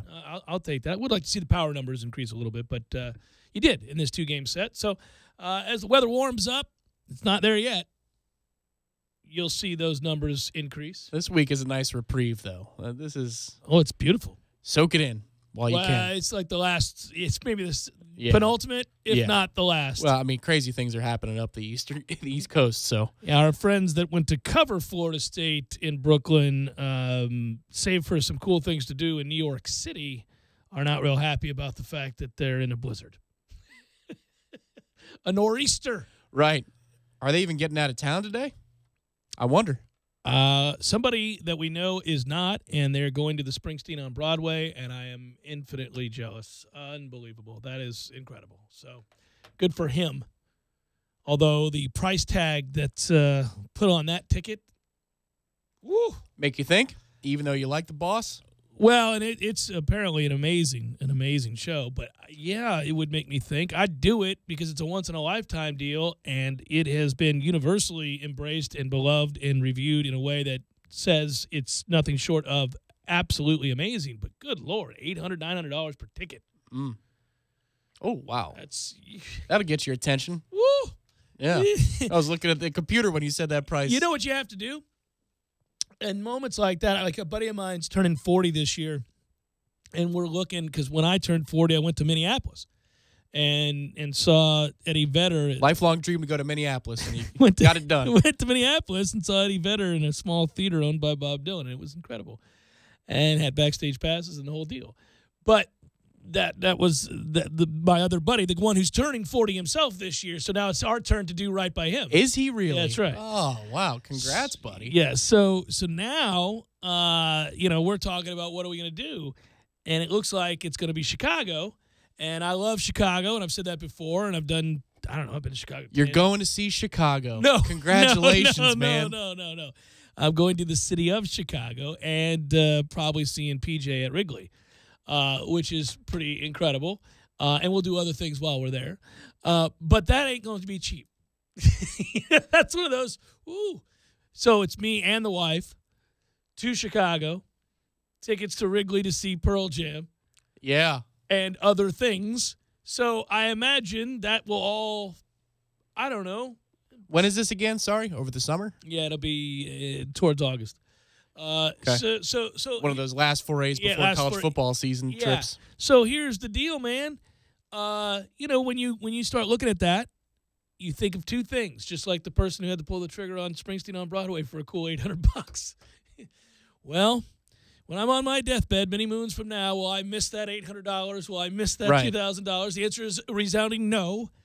But what will be in my mind are the many experiences I've had with the people I love, like we'll have when we spend this money, right? Oh, that's what you said to me about the Boston trip that didn't get expensed to the company. And you said, well, you know what, buddy? You'll never miss that money. The company should have expensed it, and you're right, but you'll never miss that money. Which you won't. Yeah, that's and true. You don't. And we will hold on to that experience walking around Fenway together as we did, and the private, the back tour and the whole deal, and then hitting the bar afterwards. Well, I've amassed millions of dollars since then. I don't even know why I'm here. Yeah, what are we even thinking about, man? That money, I don't even remember what it cost. But that's what you do with any of these experiences. Like the Notre Dame game, Florida State fans everywhere are having to decide, well, how much is it worth to me to meet my fellow Noles, dear friends, family, whatever it is, in Chicago and head over to South Bend, catch Florida State Notre Dame, Willie Taggart's first year. It's going to be a fun game. It's right when the weather will be perfect. Oh, yeah. Oh, I mean, perfect. Nice and chilly. Little night kick. Break out your Noel sweatshirts and you have so a parka, forth. Yeah. if you have one. Yeah, a little beanie. Get your Noel beanie on for bald people like me. So anyhow, the point is, You should wear a garnet and gold kilt. So the whole thing of it is this: like, it's not cheap because Notre Dame is not giving us any tickets. So already, if you're not the highest level of booster or donor, you're not getting these tickets from the university for cost. You're going on the secondary market. And when you look right now for tickets on the secondary market for Notre Dame, no, man. Yeah. It's insane. I know. Now we're going to do flights on top of all this and stay in Chicago. But it is Florida State Notre Dame. Man, but I've never been to Chicago and I haven't been to South Bend. Well, South Bend, there's nothing to see in South Bend. For the football stadium game, is of great. course. Yeah, You know, I'm South not going Bend there can go to hell. Go to the But- chamber or right, something yeah, like that. No, I mean, it's not the same as like saying I've never been to Seattle. It's, Right. You know, I've never been to South Bend. Well, you'll live. But It's implied what I'm talking about. And it ain't the campus either. They don't pass a collection plate around during the game, do they? No, they do not. There's a second collection for the roof? Yeah, you're good to go. But it is something to behold, and you will like it, and we should do it, and we will do it. And some of our costs will be offset by the fact that we're spoiled media members. But there are a lot of things the company are not going to pay for. There was something very quickly. I was at my parents' 70th birthday in Orlando. We met him in Orlando a couple weeks ago at the Catholic church down there. 4 collections, 4 times. It's a new record. I have never seen such diligence in trying to take the money. I just wonder if Notre Dame would be. You know, I'm not going to make a comment on any of this. 4 collections. That doesn't surprise me, Tom. Holy. It surprised me. Did you know, by the way, that that 4-time Pro Bowl cornerback Richard Sherman is only 29 years old? Yes and no. He feels like he's got a lot of miles on him, right? Correct. He's had injuries. Yeah. He's a big guy. I feel like he's, I would have guessed 31, 32, which is a big difference in football. Anymore in the NFL, though, I kind of think of players as akin to pre-Roger Federer, Rafa Nadal tennis age. Like, if you're 32, well, what are we doing? Like Julius Peppers is close to 40, and he's still as productive as anybody in the league. He's all-time freaky, but though. He's in a class of his own. Most of the time, you get to 33, you're like, well, You're calling it a day. that guy's a little long in the tooth, isn't he? Well, obviously Seattle is reshuffling here, and they're looking through the draft to replace Cam Chancellor, and that might be the Derwin James draft pick if it happens, which they're looking to do. Man, that'll put undue pressure on Derwin, though. Well, they want him badly, and they're talking about getting him at all costs. The hosts out there, I was telling the guys on Headlines the other day, I've been on shows out there frequently because they all want to know about Derwin James. All the shows, all of them. Tell me about Derwin. Yeah, they're like, that's their guy, and they're all saying, hey, we got to replace Cam, so we got to do this. And now you're talking about Richard Sherman, and they just traded Michael Bennett today to the Philadelphia Eagles. So Seattle is reshuffling, to say the least, getting rid of some high-priced guys. They're set to have a $13.2 million cap hit this season from the $56 million contract that Richard Sherman signed in 2015. So he's getting up there. He's had injuries, and they're going, yeah, we're not going to do that. We're moving on. Your O-line guy and Minka Fitzpatrick are off the board at 7. You can't trade out. Would you be happy with Derwin James or no? Well, I'm not trying to put you in a position to lose the Noel card here. I'm just asking. I'm not losing the Noel card. I can talk about our players at the next level, honestly. There are things I like about Derwin James a lot. There are some things I have question marks about, and I don't like having question marks about a guy with the 7th pick for a team that has multiple needs. And this is a deep draft for the offensive line. It's a deep draft at running back, both of which Florida State, both of which Tampa Bay needs. Now, I don't want to take a running back at 7. Because he's been slated to Tampa in several mock drafps because the way it falls 1 to 6. There or San Francisco, I've seen him slated a lot of places. Yeah, no, I like Derwin. You're telling me Minka Fitzpatrick's gone, and Quentin Nelson's gone. Yeah, what an unfortunate set of circumstances. For the Bucs. I mean, good Lord, that is really terrible. Don't do that to me. Jeff Cameron Show, 97.9 ESPN Radio.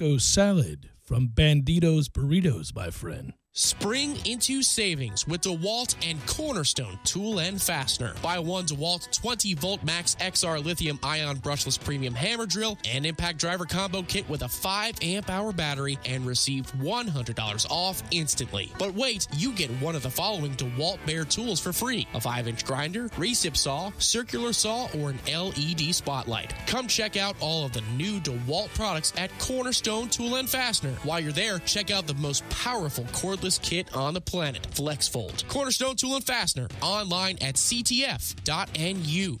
Don't just listen to The Jeff Cameron Show. Watch it live. The Jeff Cameron Show Streamcast. Live weekdays 3 to 6 p.m. Head to ESPNTallahassee.com today to watch live or catch up on demand. The Jeff Cameron Show Streamcast. Brought to you by Nice Tire and Auto, your trusted Goodyear dealer. Nice Tire and Auto, just minutes away from FSU campus. Did you know that one major advantage of propane cooking is that it offers more precise temperature control than electric? That means perfectly cooked meals every time. Propane also heats your home faster and maintains the warmth longer than electric or fuel oil, allowing you to potentially reduce your energy bill. If you'd like to know more, contact AmeriGas Propane right here in Tallahassee at 877-1122. The madness is coming to the corner pocket. They're in trouble. Desperation. Yes! Choose the place with Tallahassee's best TVs. The Corner Pocket's Vegas Wall. Made for March Madness. 8 50-inch crystal clear flat screens. You won't miss a second of the action. Corner Pocket's your headquarters for the most watched sporting event in America. For the win! Good! A miracle! Delicious food, the best drink specials. Connect to their free Wi-Fi and keep up with your bracket. From the opening tip to the cutting of the nets, come see why Tallahassee loves the Corner Pocket. Oh, my goodness! If you're a small business, first impressions can make all the difference. With Grasshopper, you get all the features of a professional business phone system on your mobile phone. Choose a business phone number, make calls and send texts, making it easy for you and your customers to stay connected. Even get voicemails transcribed. Set up your account in minutes with no long-term contracts and 24/7 customer support. Make your small business big. Now get $20 off your plan when you visit grasshopper.com/radio. That's grasshopper.com/radio. Woohoo! Banditos! Huh? Where? Banditos Burritos, baby. Did you know that propane-powered clothes dryers outperform electric models in energy efficiency, drying time, and garment protection? So dry your clothes more efficiently with propane. Propane water heaters give you more hot water at a more affordable price. Compared to electric, energy-efficient propane water heaters can reduce your energy costs significantly. For more information, call AmeriGas Propane here in Tallahassee at 877-1122. This Day in Sports, brought to you by Superlube. Superlube, 19 Tallahassee area locations. Quick, convenient, no appointment necessary. This day in sports history. March 7th, 1982. For the first time in history, the NCAA basketball tournament selection, also known as Selection Sunday, was first broadcast on live television. Since then, a live broadcast of the event has been used to inform each school of whether or not they've made it into the tournament and where they'll be seated.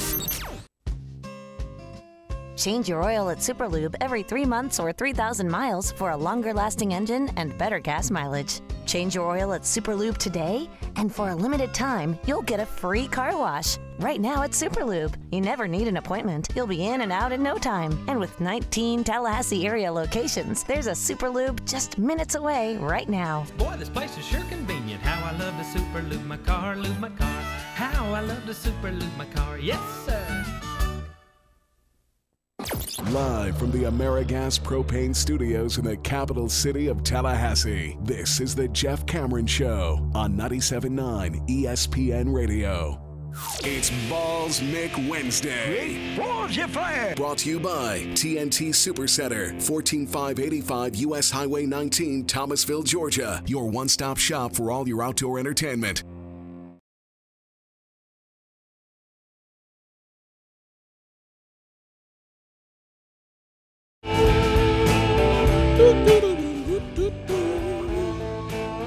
Front row nose coming up. As I get set to say goodbye, we'll welcome Tom Block into the studio. Consummate professional. At Jay Cameron Show. Betts Isles Knowles writes, wonder where you're from. At Air Force Academy was the one I would have paid money for, but unfortunately they pulled that from the schedule. You and me both, brother. I was so excited about that. You know, my dad had to, for the last couple of years of his career working with the VA, ended up traveling a little bit and working in Denver and then some other places before calling it a day and retiring. And one of those places was, as I just mentioned, Denver. So he got to see the Air Force Academy. He drove over and saw Wyoming play. He drove over and saw several teams, Colorado State and others play. So I remember him describing going to Air Force games. He went to several, and he said it's just a beautiful setting and something to behold. So when we had Air Force on the schedule, I went, all right, I'm going to get to do this. This is going to be – yeah, we yanked it. They still haven't screwed me yet with the Boise, but it's coming. Yeah, I have no illusion about the idea that I'm going to get to see us play Boise in Boise. Maybe you should ask Tom before he takes the chair. Yeah, I'll ask him. At Jay Cameron Show, if they're both gone, trade down if there's a buyer. If not, take the cornerback from Ohio State and best available offensive line early in the second. Yeah, I agree with you, Mario. I would look to trade down if you got a buyer, and there may very well be. So you can stock up. You got a lot of needs. And when that's the case, I'm all right with it. It is disappointing. I do have my hopes set on one particular player, and it would be a celebration, as they say, if that were to happen. Yeah, we'll no doubt have a draft party, Tom, located somewhere. Has that already been sold? It has not. Okay, no. Well, I'm sure somebody's going to want to buy the draft party because it is a huge success every year. Tons of people come out and spend lots of money to celebrate the draft with us. So if you're one of those businesses, I'm openly telling you now, go ahead and get your bid in because it's going to be fun, Tom. And when we draft Quentin Nelson and my celebration will be the focal point of whatever bar that is, I'll buy a round for everybody. You just want the white guy. I get it. Well, always. No, what I want is a monster of an offensive lineman who's really the only can't-miss prospect in the draft. I agree. So that's what you do right there. And I say can't miss. Everybody's a could-miss guy if you get hurt.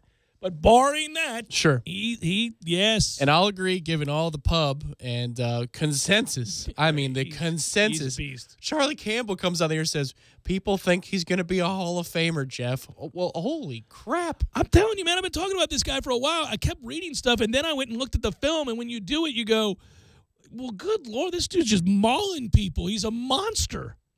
I mean, he's a monster, Tom. And, you know, the idea of that guy being in the pewter, we haven't had. Yeah, put Marpet back at the other guard and then figure out center. Figure it out. Right. But then you have interior play. But, you know, you got an offensive lineman you can bring in free agency. You can address the position in the draft with your first pick. Then you maybe – I mean, I'm doubling down on O-line. You're protecting your franchise quarterback. Yeah. You're developing a run game to throw off a play action. You've got guys that can stretch the field. You got a quarterback who's going to come back.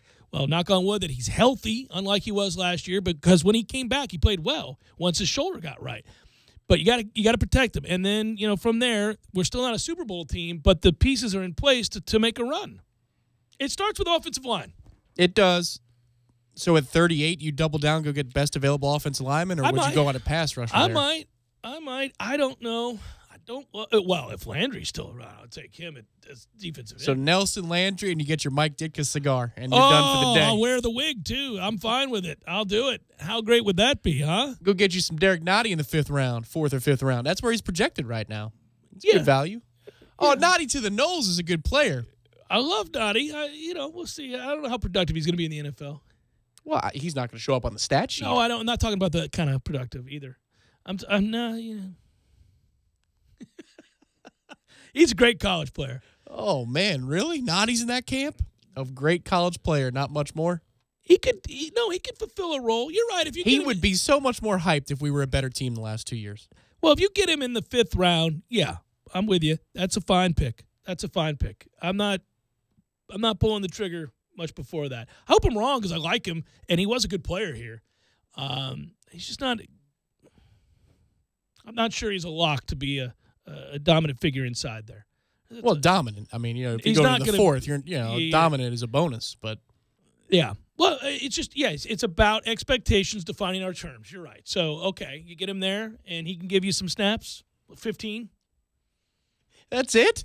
Man, I'm going to have to watch Nadi's career all the closer to see how many reps he's getting. I think he's a starting interior lineman at the NFL level. He took over once he was healthy. Yeah. The problem is he did have a lot of injuries, and it probably skews the way I view him. I viewed him when he was healthy as a very good player, but and we underachieved as a team and a defense the last 2 years, and that wasn't his fault. Boy, howdy. It wasn't his fault at all. We did that and then some. At Jay Cameron Show, have you ever had a combine head scratcher quite like T-Mac's 40? Ryan here went back and replayed some headlines from when T-Mac could run. And we were talking about what a good prospect he was, obviously, with length and speed. Speed. He actually had some at one point. Yeah, he did. Yeah. And to answer the question, we've seen some strange things at the combine, both good and bad. We've seen things from guys that we thought were kind of unathletic, and then the numbers told us otherwise. And then we've had years where you thought, well, this guy's going to tear it up, and he doesn't at all. And that's not all there is to playing football, but T-Mac's case is curious. I would like to find out if he's tweaked something. He was never going to be a burner, but he could certainly run faster than 4.76 or 4.67 or whatever the very pedestrian 40 times that he ran. You know, I mean, I would think that something's wrong there. I hope so for his sake, because then he can improve it on Pro Day. Yes, he needs to. Whoa. That needs to be a 4.5 and change. Just right. If he gets to there, because he did, I pointed this out, it wasn't a complete failure. He was good in the drills. Yeah. He just didn't run real fast. That's a problem if you're a corner in the NFL. Good work out of you. Good work, Matthew. As I said, Front Row Knowles are up next. You'll want to stay tuned for that. It's always good. Be well, everybody. Have a great night, and I'll talk to you tomorrow.